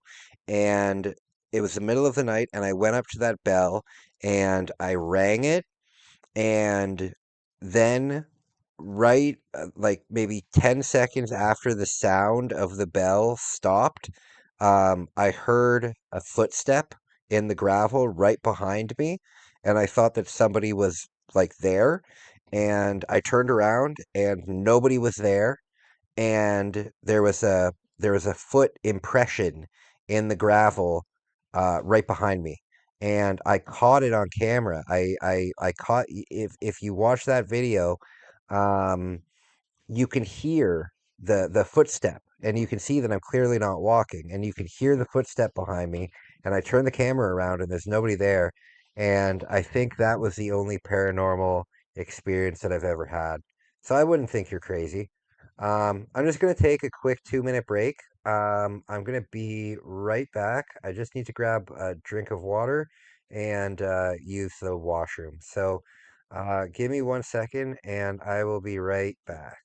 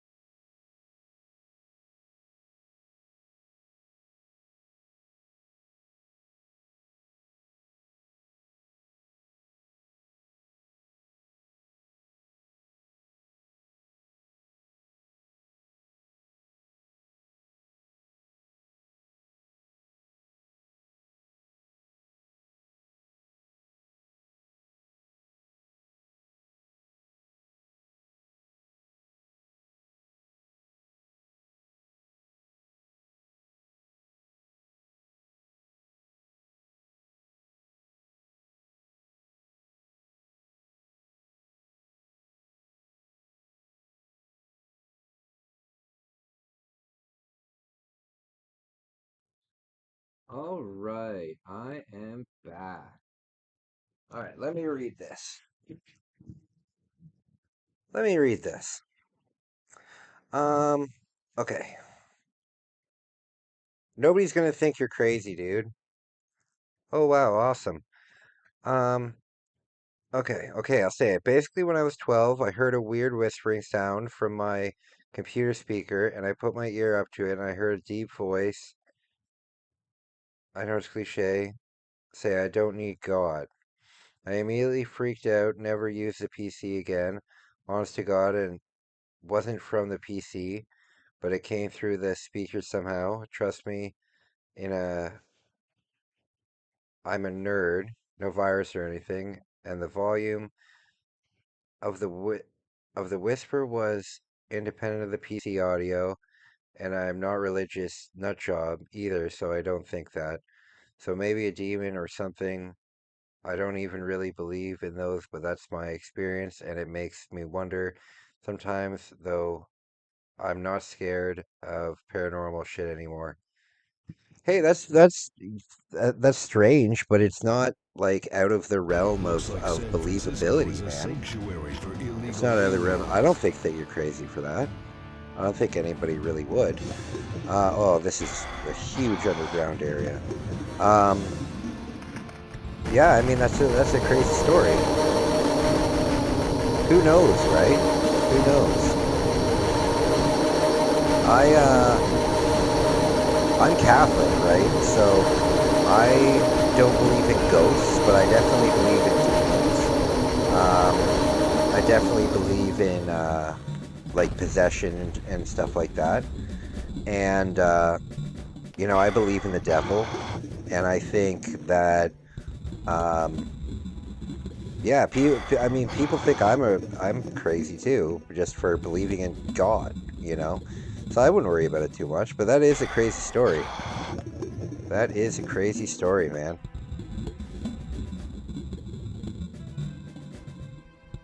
Well, it's easier to be skeptical than believe it, and there's a ton of crazy people about this stuff, so it's easy. Yeah, yeah, I hear you, man. I hear you.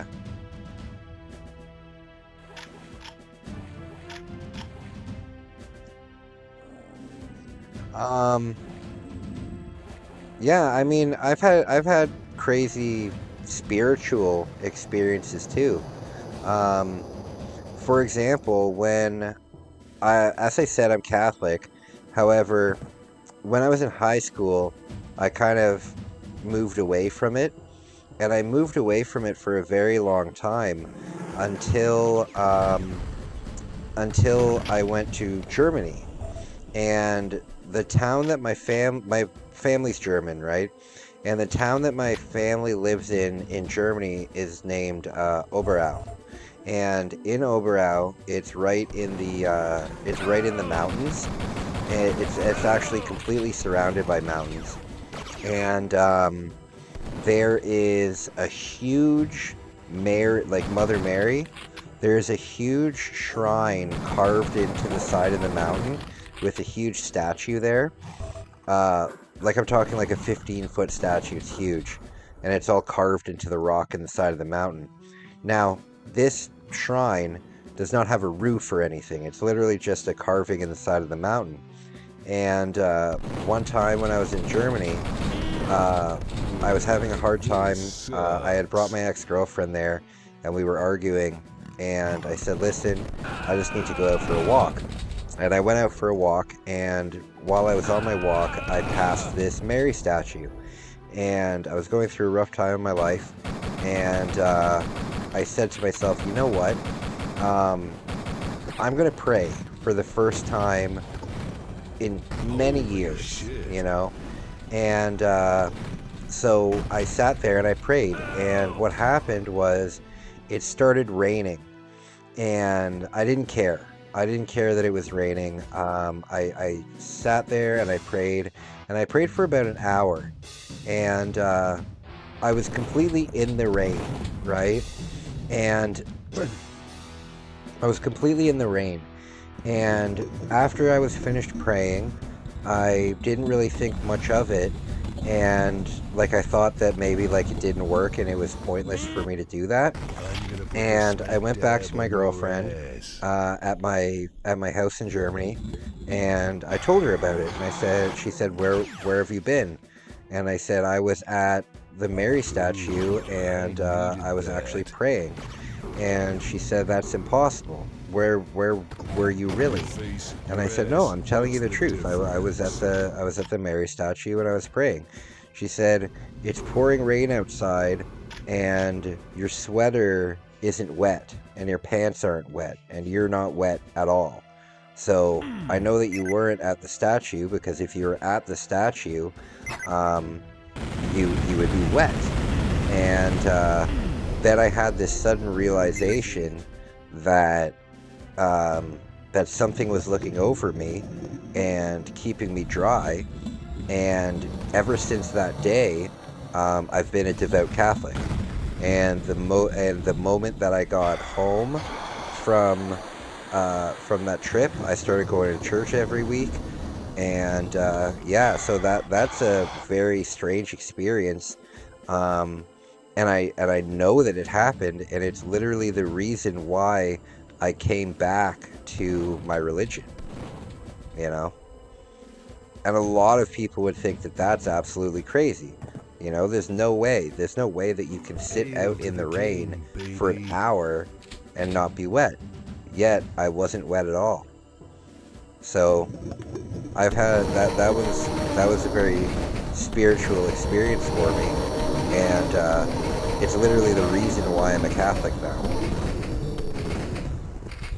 So I am very stern on believing that that actually did happen, because well, it's affected my entire life.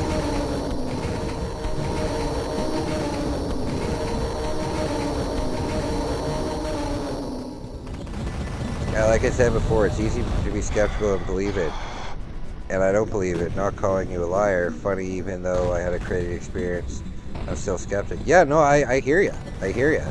And those are the mysteries in life. Those are the mysteries in life. You don't need to believe it. Holy cow. Um, I have no reason to lie about it. I mean, it's not something that is going to make me money or make me famous or anything. It's just an experience that I had. You know, maybe there's other reasons why. Maybe there's other reasons why I was dry. Maybe standing in that specific position protected me from the rain. I don't know. But what I do know is that I had that experience, and ever since it happened, um, I've been religious again. You know, so that's okay. It's okay to be skeptical. As a matter of fact, you should be skeptical. Good. You shouldn't just believe what everybody says at face value. But yeah, it's crazy. It's crazy what life can. It's crazy what life can bring you. You know.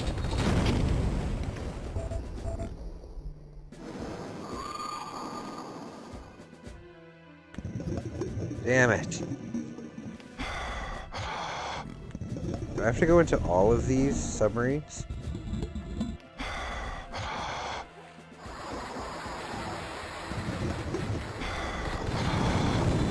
Damn it. This gun's so inaccurate.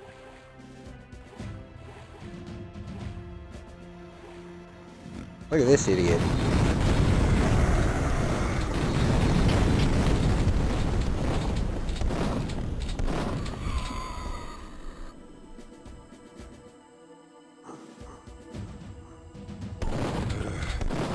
Oh god.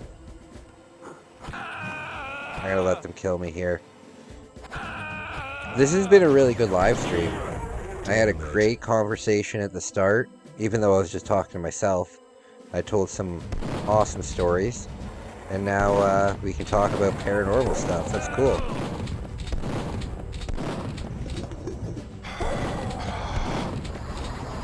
Yeah, back to skepticism. I believe in God because I think the logical conclusion from everything I can observe, but I don't believe in the holiness of Jesus and organized religion of any kind. Yeah, that's cool. That's cool. Damn it! I can understand. I can totally understand where you're coming from, man. You know, it's not for some people, and it's really faith, right? It's really faith. Like I can't prove that my God is real. I can't prove the Holy Trinity, you know, but it's something that I believe, and it's something that gives me peace. And if that's not for you, that's totally cool. You know, I'm not one of those religious folk that, believes that, oh, uh, you're going to hell if you don't believe exactly what I believe, and all of that nonsense. I think that's stupid. I Damn think that if it. you're a good person, it doesn't really matter what religion you are. If you're a good person, I believe that there's a good end for you, you know? Um, I can totally understand not believing in like organized religion. Uh, yeah, I don't think there's anything wrong with that. The biggest thing is for me, as long as you're a good person, then that's all that matters. If you if you're a good person and you live a life of happiness, and you try and bring happiness to the people around you, then that's all that matters. That's all that matters.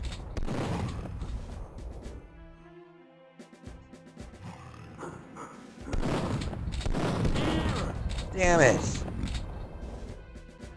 Yeah, there's a lot of religious people that are just like, listen, if you don't believe what I believe, you're going to hell and all that. And I think that's so stupid. I also think it's ignorant as hell. Because again, it's just fake. It's just I fake. needed that.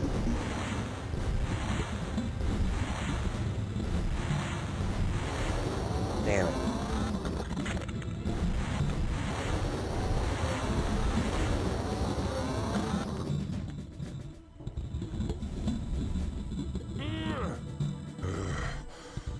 I agree. If you're good, it's all good. People also let religions take over their life. I can't imagine God would demand people to be at his feet worshiping every 5 seconds. Oh, absolutely. Absolutely.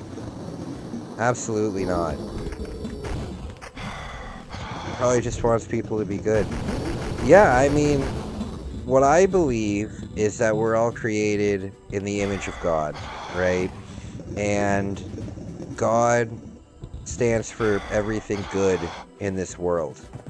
And if you're created in the image of God, then just being a good person is enough, you know? Like I don't go to church every week. Um, oh God, there's a big mosquito in my room. Oh Jesus. Hold on one sec. Oh no, it's a beetle. Is this door open? Oh, it's not a beetle, oh, now I feel really bad. It's a ladybug. How did a ladybug get in here? A ladybug. Did I kill it? I hope I didn't kill it. Oh no, it's alive. I'm gonna put it aside. Okay. Little ladybug. Um,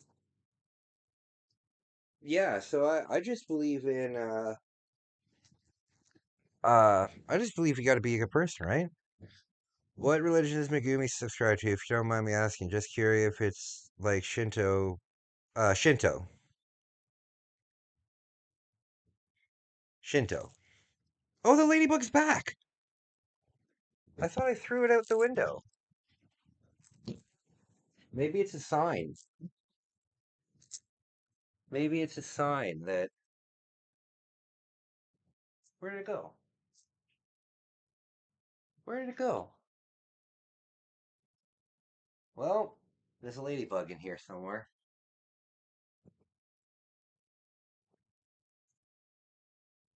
Um, yeah, she's Shinto.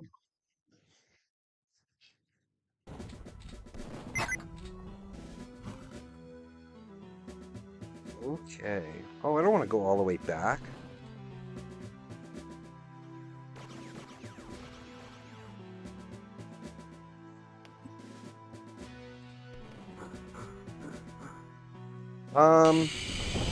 To be honest with you, I'm not 100% sure. It's not something that we really talk about. Because it's not like a big part of. I don't believe it's like a big part of her life. I'll look into that more. Damn it. I'll look into that more. But we don't really talk about religion too much.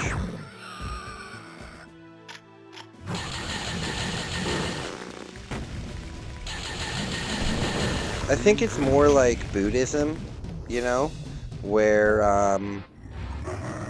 you know, like, because they have shrines here everywhere, and they have their own, like, not habits, but they have their own, you know, methods of stuff. Hey, Bex, what's going on, buddy?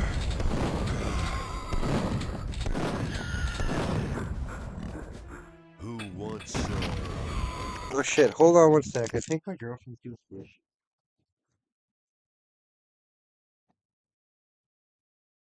Sweetie, I'll do this. Oh, I was gonna do this. I was gonna do this.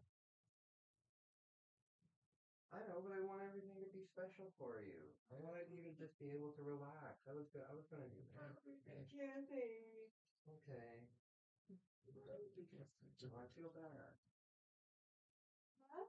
I promise. I was gonna do this. I wanted to make everything nice for you. Just relax. Yeah. I love you.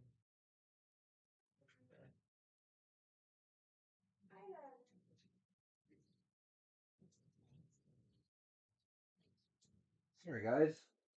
I I heard my girlfriend doing the dishes, and I really wanted to do the dishes.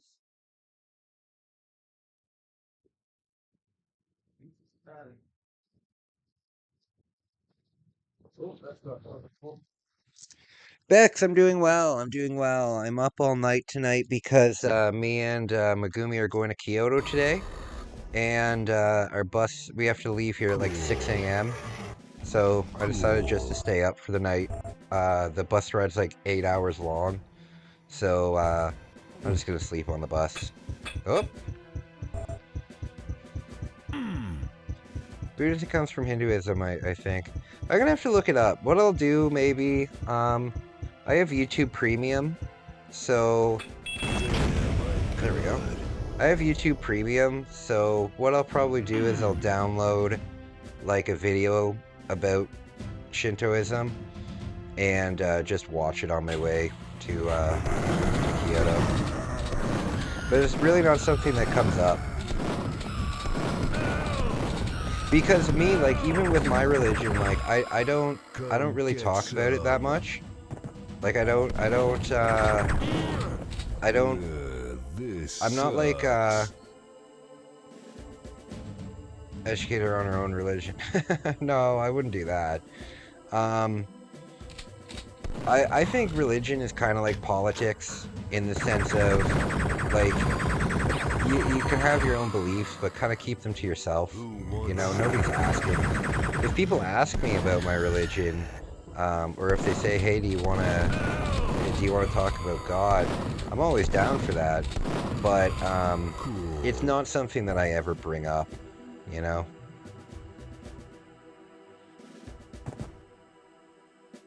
Yeah, Kyoto bound. I'm so excited. This is the first time during my entire trip where it's just, oh jeez, that scared me. Damn. It's my first time I'm during my looking entire good. trip where me and Megumi can just spend time together, so that's really nice. Yeah, I get it.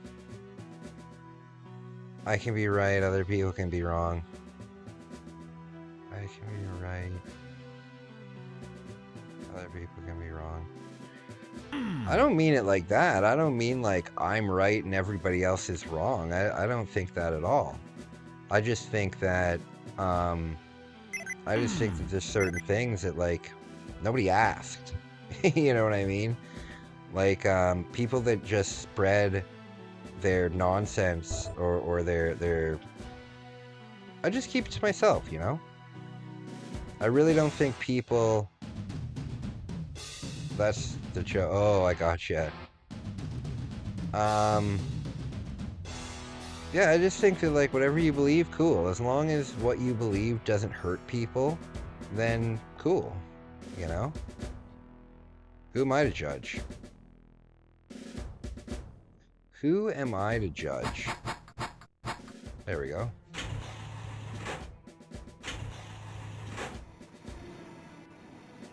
I mean, the things that I believe a lot of people would think are crazy.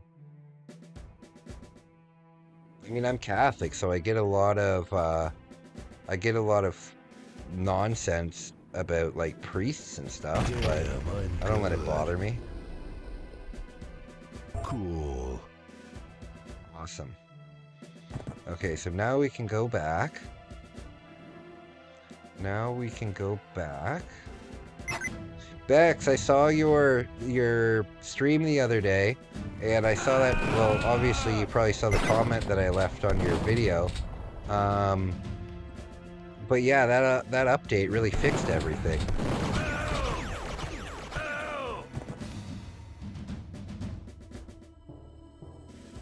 Oh, thank God. I like how it sounds like Duke just like took a huge Duke.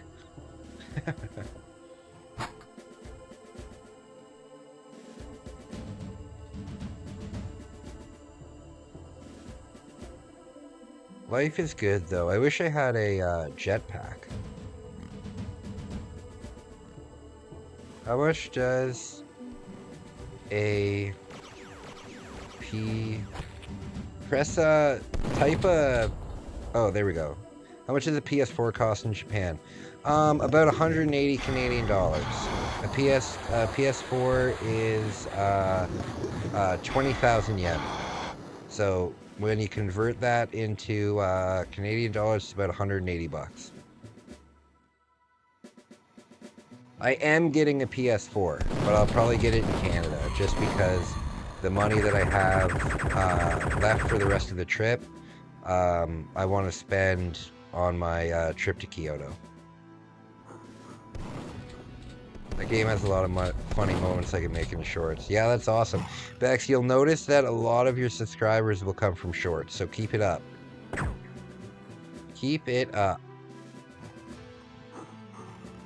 Yeah, PS4 costs a little less in Japan, but what I'm going to do, I'm going to get those Resident Evil games, and then I'm going to save up over the summer, and maybe I'll be able to afford one, maybe in like August.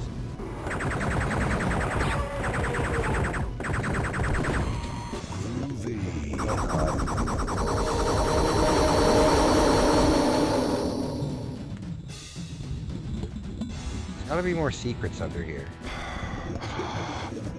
There's gotta be more secrets.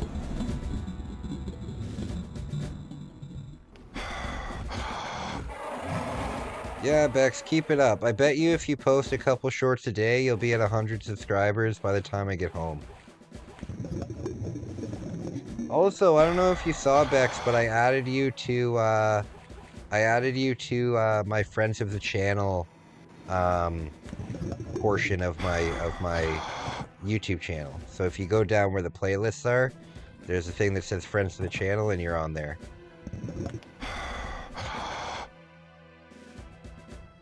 I can't believe that I can get 3 Resident Evil Village, Resident Evil Remake, Resident Evil 2 Remake, and Resident Evil 3 Remake, all for under 60 bucks. 60 bucks total. You know, so that's a really good deal. That's enough to motivate me to get a PS4. I would get a PS5, but they're still freaking ridiculous.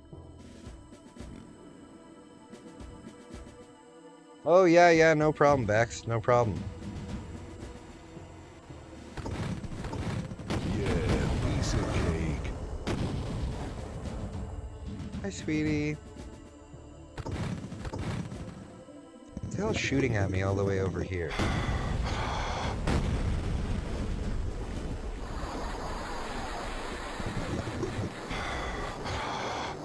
What is shooting me over here?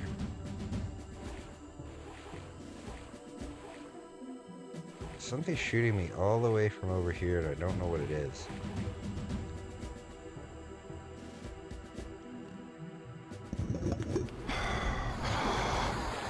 I'm very confused.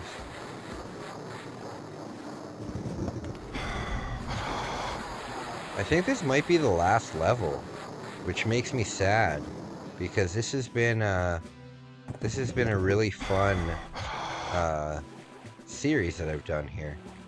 It's been a lot of fun. Oh, this is what's shooting me. There we go. Come get some. I will attempt this on Nightmare mode. Come get some. But the next game that we're going to be doing is the original Mortal Kombat.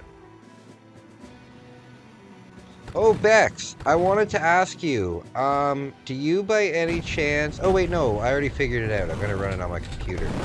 I was going to ask if you have an Xbox 360 or a PS3.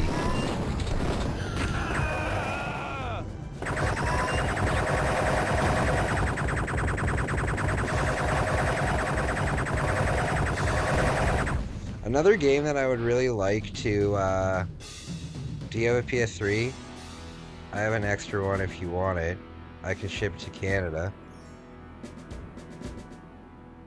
Oh, timing. I don't have a PS3. I was looking to maybe borrow one from Bex. I wouldn't want you to have to put all that together for me, man. That's very kind of you, though. That's very kind of you. If you were to do that, I would certainly pay for the shipping, and I wouldn't mind paying you for it either.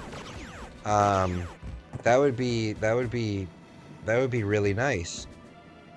But you'd have to let me pay you for it, at least something, you know.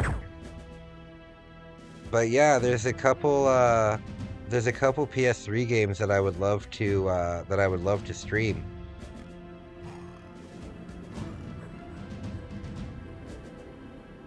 That's incredibly nice of you. What can I say, man? What can I say? Yeah, I mean, if you'd be willing to do that, we can definitely set it up. But you'd have to let me pay you something. No, that would be amazing, man. That would be amazing. I'm speechless. Like I'm absolutely speechless. Thank you. That's incredibly kind. When I get back to Canada in a couple weeks, we can definitely set it up. We can definitely set it up. Let me know. I guess you'd probably ship it. What would you ship it? USPS, or would you just UPS it? Either way, if you can get me a quote on like the shipping cost, let me know, and yeah, that would be amazing.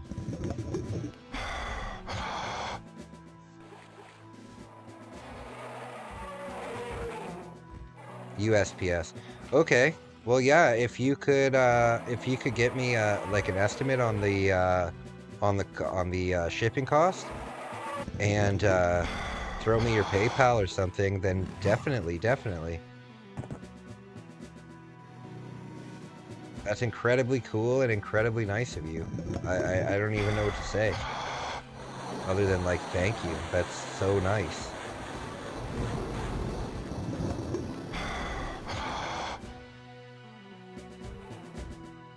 You know, it's a game that I've always wanted to stream is the PS3 Twisted Metal game. I've never played it before, but I love Twisted Metal. But there's a ton of PS3 games that I would love to stream. How do I get traded in my old systems for my oh, yeah, I remember you telling me that. I remember you telling me that. Okay, so I've got the blue key, and the blue key goes up here, but how do we get to this? How do we get to this? Obviously, I gotta jump up on here. So I gotta jump from... Oh!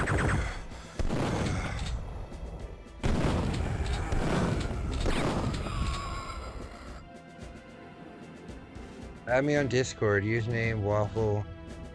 I don't know if you still do the 4-digit thing. I can't find it. Okay, yeah, I'll definitely do that. I'll definitely do that. Give me one sec. I can't wait for you to get Shadowgate 64. Oh, buddy, that's going to be the first game that I'm so excited to play that game, Bex. I'm so excited to play that game. That's going to be the very first game that I stream when I get back to Canada. And it'll be fun because it's a 100% puzzle game. Um, so it'll be really fun to play on stream because it'll be like we're all trying to solve the puzzle. It's not like like an action game. It's 100% puzzle game. So that'll be very cool. And by the way, thank you for that. That's super super cool. I've got some great games coming your way too. Okay. Add a friend, add by username. Okay, WAF WAFFLEGAFFLE.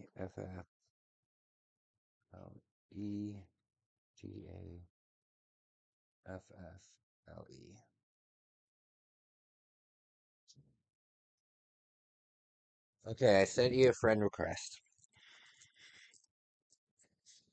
Yeah, that game's gonna be a lot of fun. You know, I remember when I was young, I rented that game. I haven't looked up any I haven't looked up any like gameplay of it. Um um but when I was young, I remember renting that game, and I believe you start that game in a prison. And I remember renting it and being in that prison and having zero idea on what to do. So if I pop that game in and you start off in a prison, then the nostalgia will come back very much, very much. But I'm very excited for it.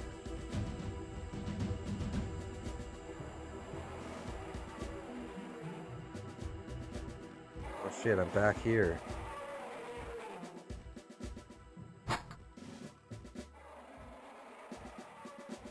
Yeah, I think.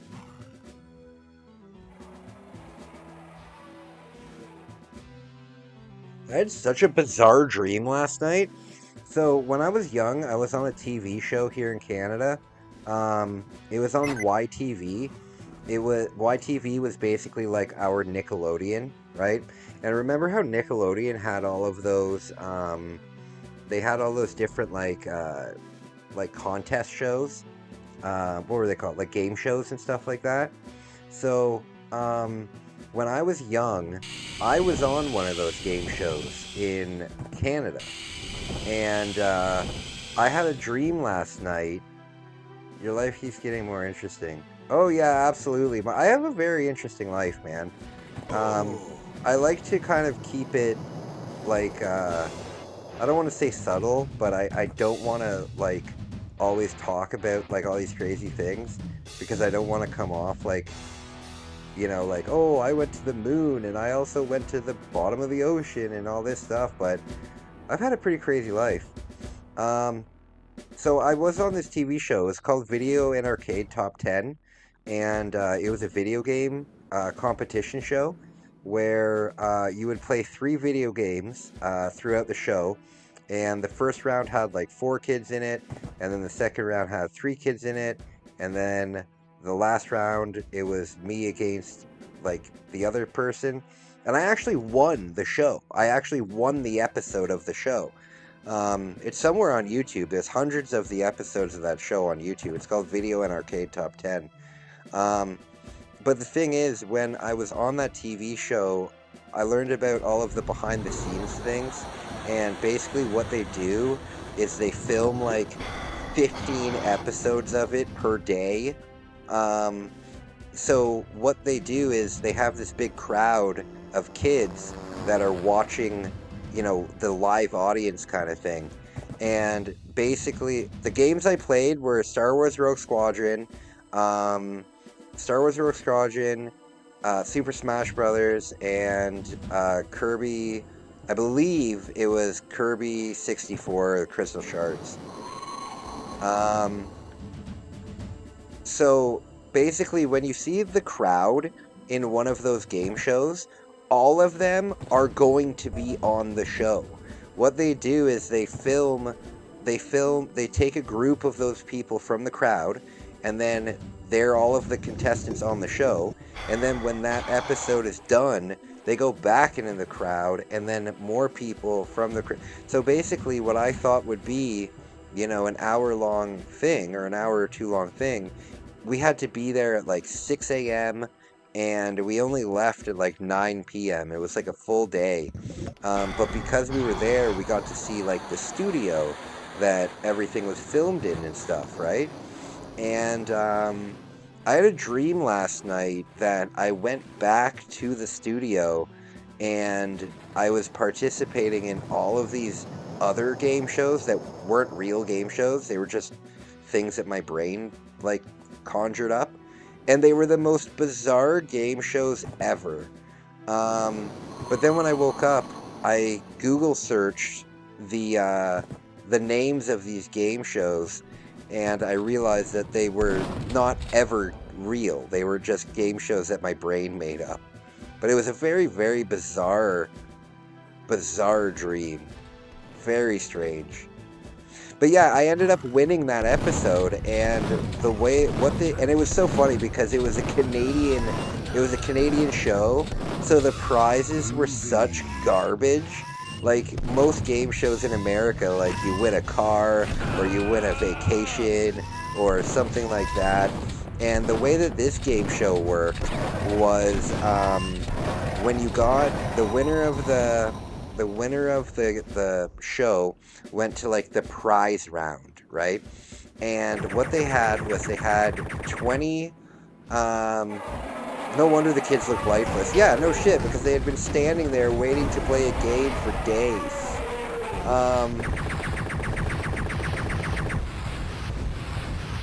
Oh, come on, I'm wasting all my ammo on this thing. I know it shrinks some. Okay, I'm gonna let him kill me.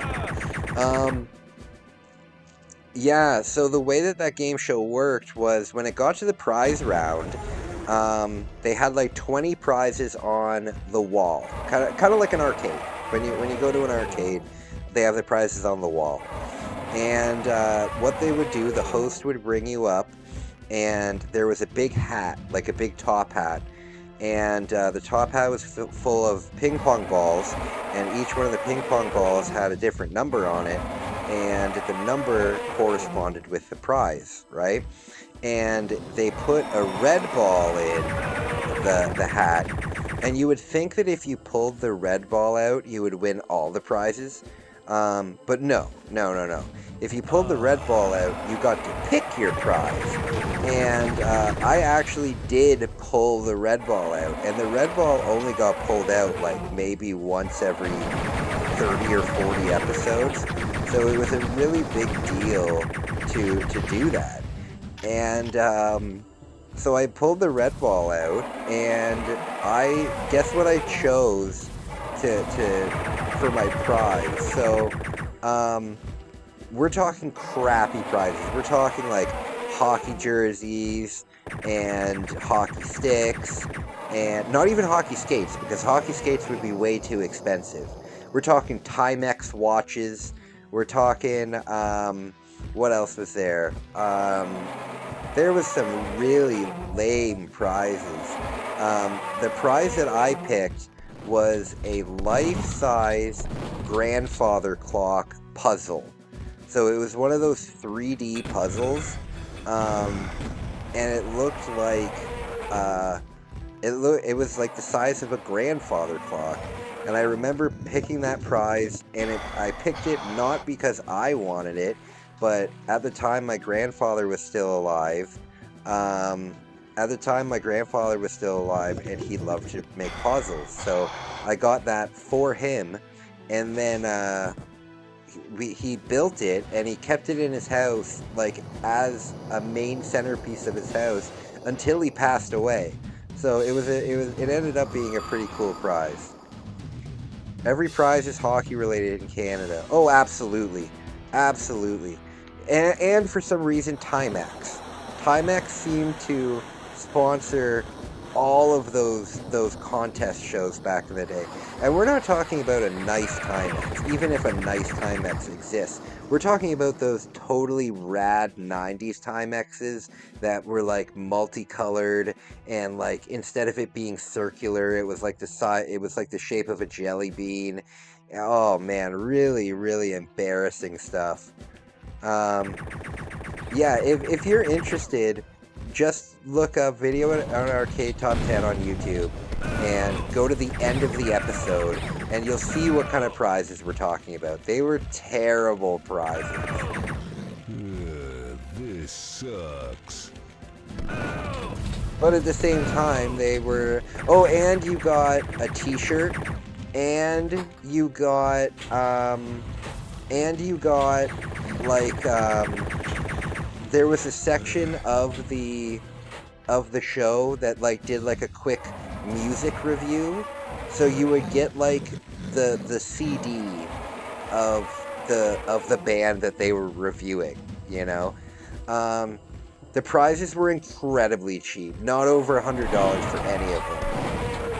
Definitely not. Maybe the grandfather clock would have been over $100, but no. I can't imagine.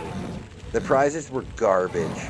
We also had a show called Uh-Oh in Canada, which was basically just like the Nickelodeon shows where they slime people. Same exact thing. You know, they got slimed, everything like that. And the prizes would be like a Mad Catz controller for your N64. Not even an official Nintendo controller. It would be like a Mad Catz controller. Really embarrassing prizes. Hi, sweetie.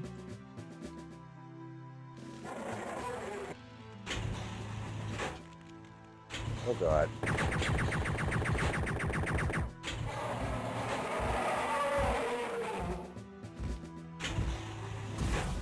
Canada's so broke. Oh, when it comes to prizes on Canadian game shows, it's hilarious.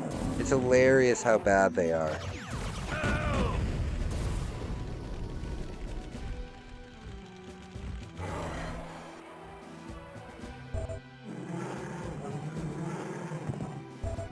Yeah, in Canada, it's a running joke on how bad our prizes are.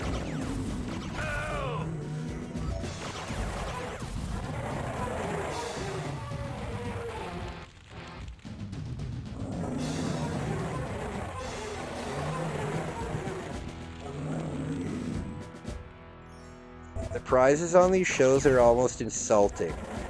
Because you gotta realize, you have to drive there. You know, you have to drive to... Even though that being a contestant on these shows is free, you still have to drive there. You still have to spend your entire day there. You still have to, like, pay for your food while you're there. You still have to do all that. And then even if you win the grand prize of the show, you're up like $100.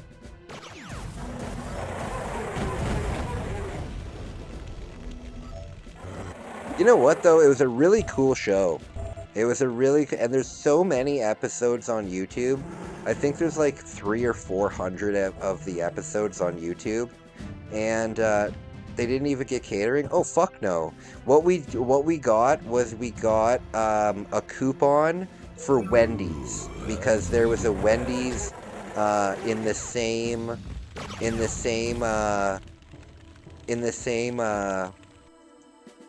like it was in like the same block that the studio was in. So they gave everybody like Wendy's coupons, but they were like the same coupons that you would get in the mail, you know? It was hilarious. It was hilarious. No, they didn't feed you. They didn't do anything like that.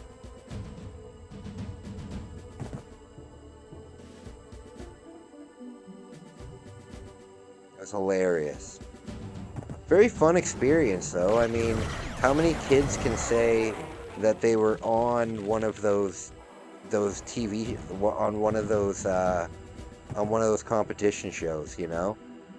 I still to this day haven't been able to find my episode though. It seems like on YouTube they have episodes from like 1990 to 1997, and then they have episodes from like 2000 to like 2003 on the world's cheapest game show. Oh yeah, absolutely. I've had $100 bounty out on anybody who can find the episode on YouTube. If anybody can find that episode, no questions asked, I'm sending them $100. And I've had that bounty up for like 5 years. I know the games I played on it. Oh, bless you, sweetie.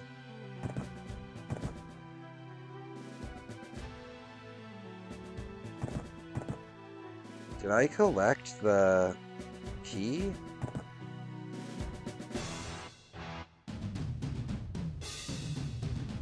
You know what, though? That show, because there's so many episodes on YouTube, bigger reward than the game show. Yeah, totally. Totally bigger reward than the game show itself. If you're ever like bored and you want something to watch in the background, that show is such a time capsule of the 90s. It's ridiculous because everything is rad and far out and tubular and like it's so 1990. It's ridiculous. The host of the show was named Nicholas Pickles.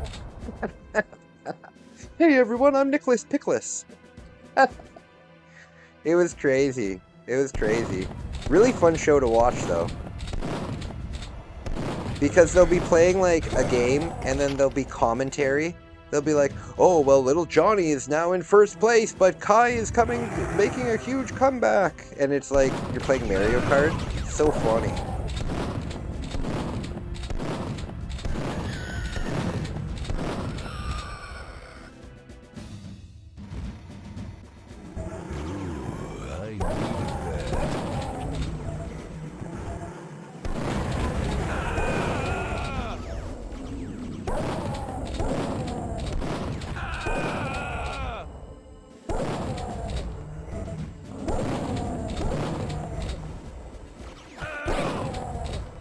I've even contacted, a couple years ago, since that happened, because that was back in the 90s, it was either in like 1999 or in 2000. Because Rogue Squadron was out and Super Smash Bros. Was out. So it had to have been after those games came out, because they're the games that I played on the show. So it's kind of easy to narrow down. It wasn't in 1997. It wasn't in 1998. But yeah, it's a crazy time capsule. And I really wish that I could find it. But ever since then, the company has been sold to Bell, and Bell's a big telecommunication network in Canada. So I contacted Bell, and I said, hey, listen, like, my name's Kai, I was on this show when I was young, and I said, like, do you have like the tapes of it, or do you have any evidence of it? Because they own it now, right? And they said, sorry, like, we can't help you. We don't have that. I'm like, come on, you must have it. But there was like 1,200 episodes of it. It was a weekly show that went on from, I think, 1989 all the way until like 2002 or 2003. So there was a lot of episodes. No, Bell is terrible. Yeah, Bell is terrible. Rogers is terrible. Bell basically controls like 50% of the telecommunication network.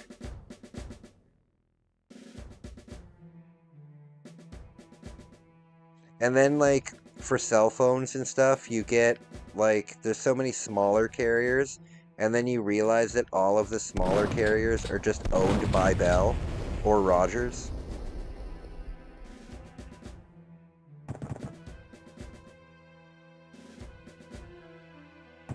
Damn it.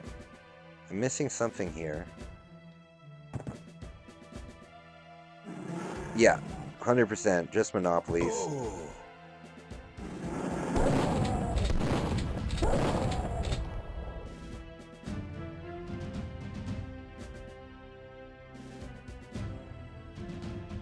Is this where I go?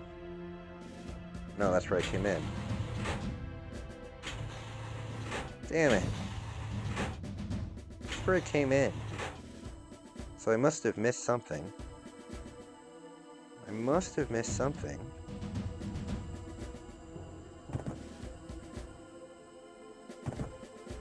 Do I go in here?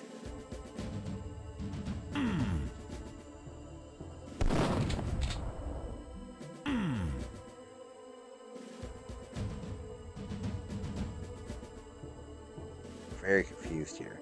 You would think that opens. Oh, atomic health, that's good. Oh, in here?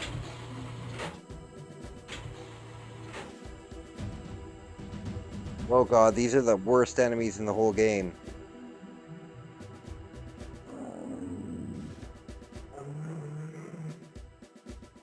Come on. Oh.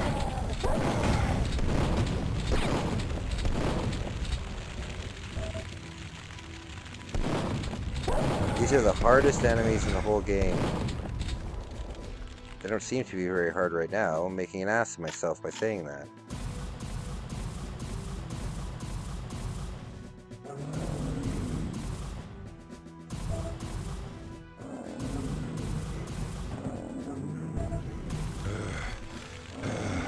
God, here I go. Okay, it seems that they don't get injured by fire. Okay. We'll do this. Yeah, in Canada, basically everything is owned by like 3 different companies. Oh god.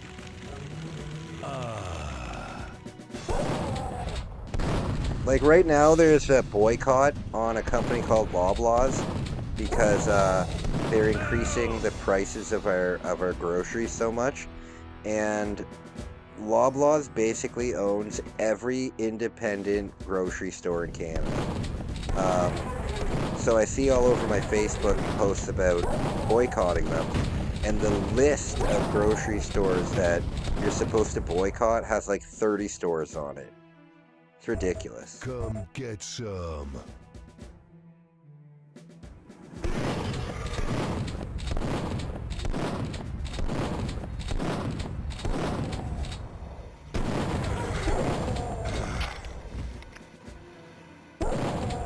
Oh god, oh no.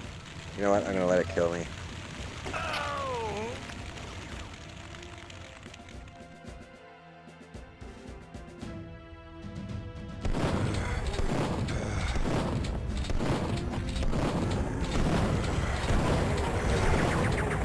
Oh god, and there's another one of those up here.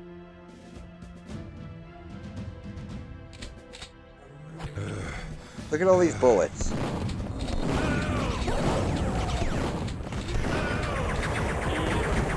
Shoot. You know what? Maybe using this will help.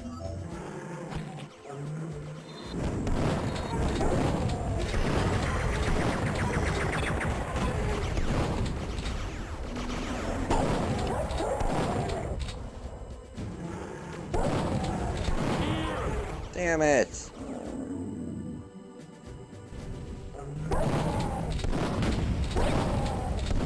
Let God sort him out. Come get some.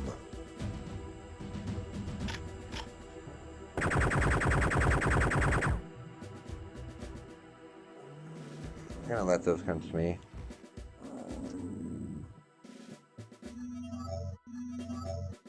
Come to me, guys.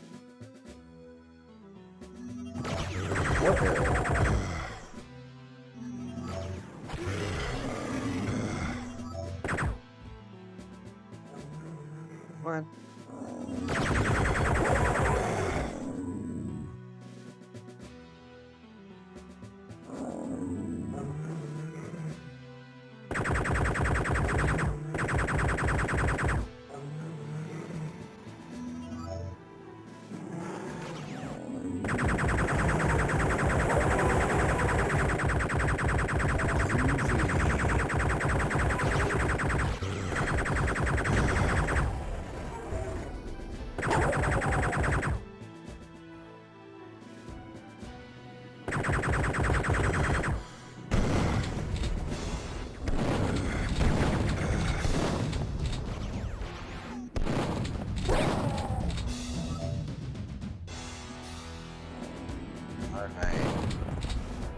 A little distracting.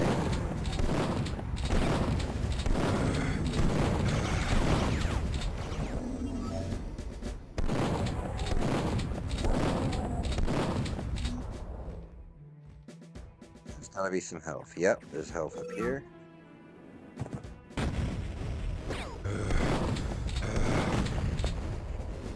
I wonder if this game, like on the harder difficulty, compensates with ammo or health.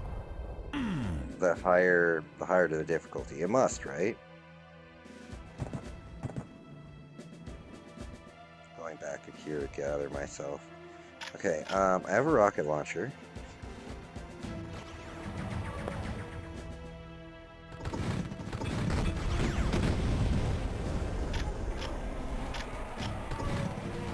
Oh, come on. Blow it out your ass.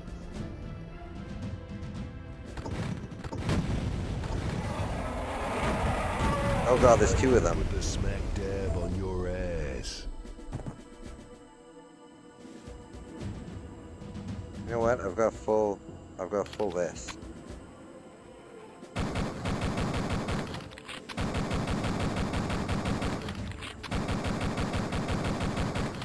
This might be boring, but that's probably the best bet.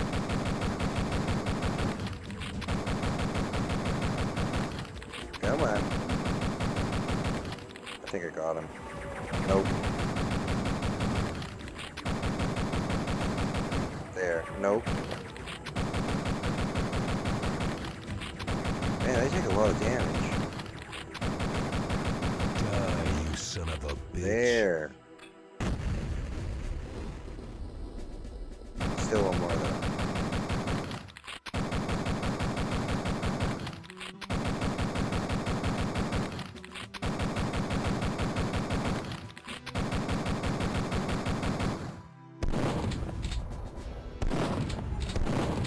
Die, you son of a bitch. Got him. Are you crazy? Is that your There we problem? go.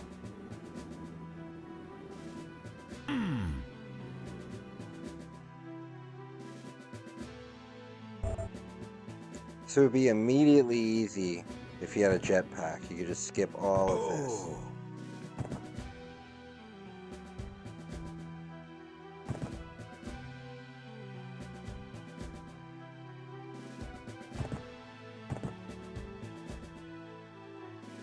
Okay, so all the way back to the front here. Blah seems kind of goofy. Like a couple other brands are President's Choice and Joe Fresh. Both awful names and goofy. Like who wants Joe Fresh? No, of course. And we don't even have a president. That's the funny thing. In Canada, we don't have a president. So whose president chose this? Like we have a prime minister in Canada, not a president. Cool. So it's like what? What do you mean president's choice?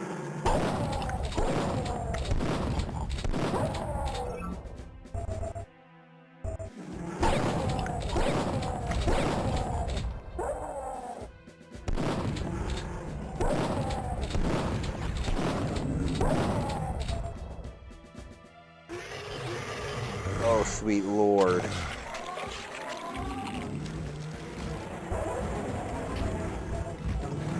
See you in hell.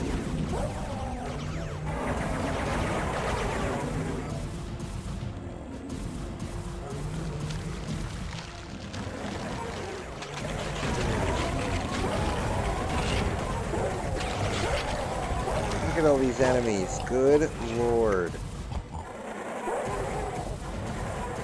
Blow it out your ass. Blow it out your ass.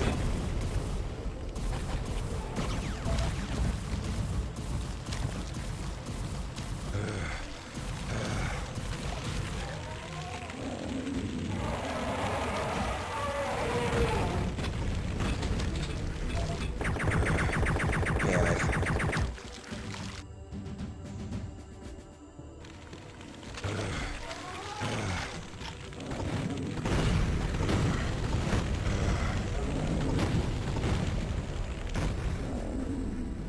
Ow! Ow!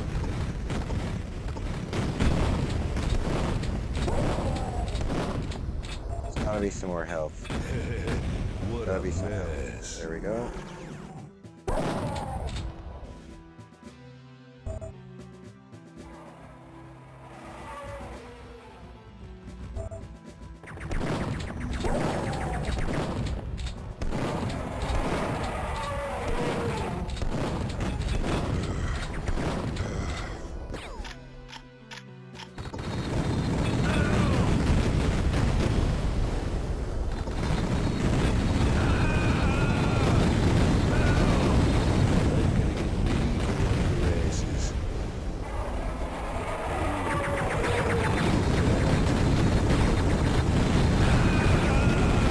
Damn.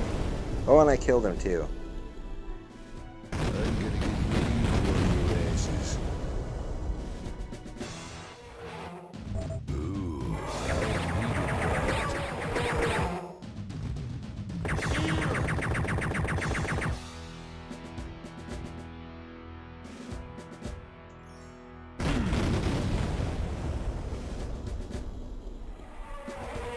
Ooh, I needed that.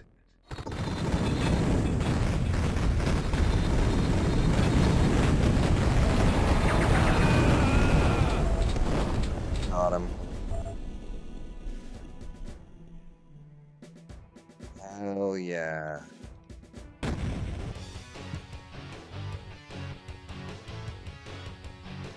Ready for action. Hollywood Inferno. Okay. You know what, guys? I'm gonna get going. Tonight has been a really awesome tonight has been a really awesome stream.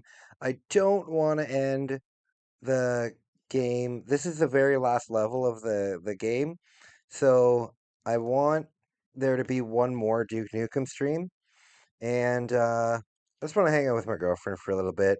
So, guys, tonight has been an awesome stream. Thank you so much for sticking by. Waffle, thank you so much for the PS3. Like, fuck, man, that's incredibly generous and nice of you. Um, I added you on Discord, so we can talk about that in the future. But other than that, guys, I'm not going to be live streaming for about a week because I'm going on vacation.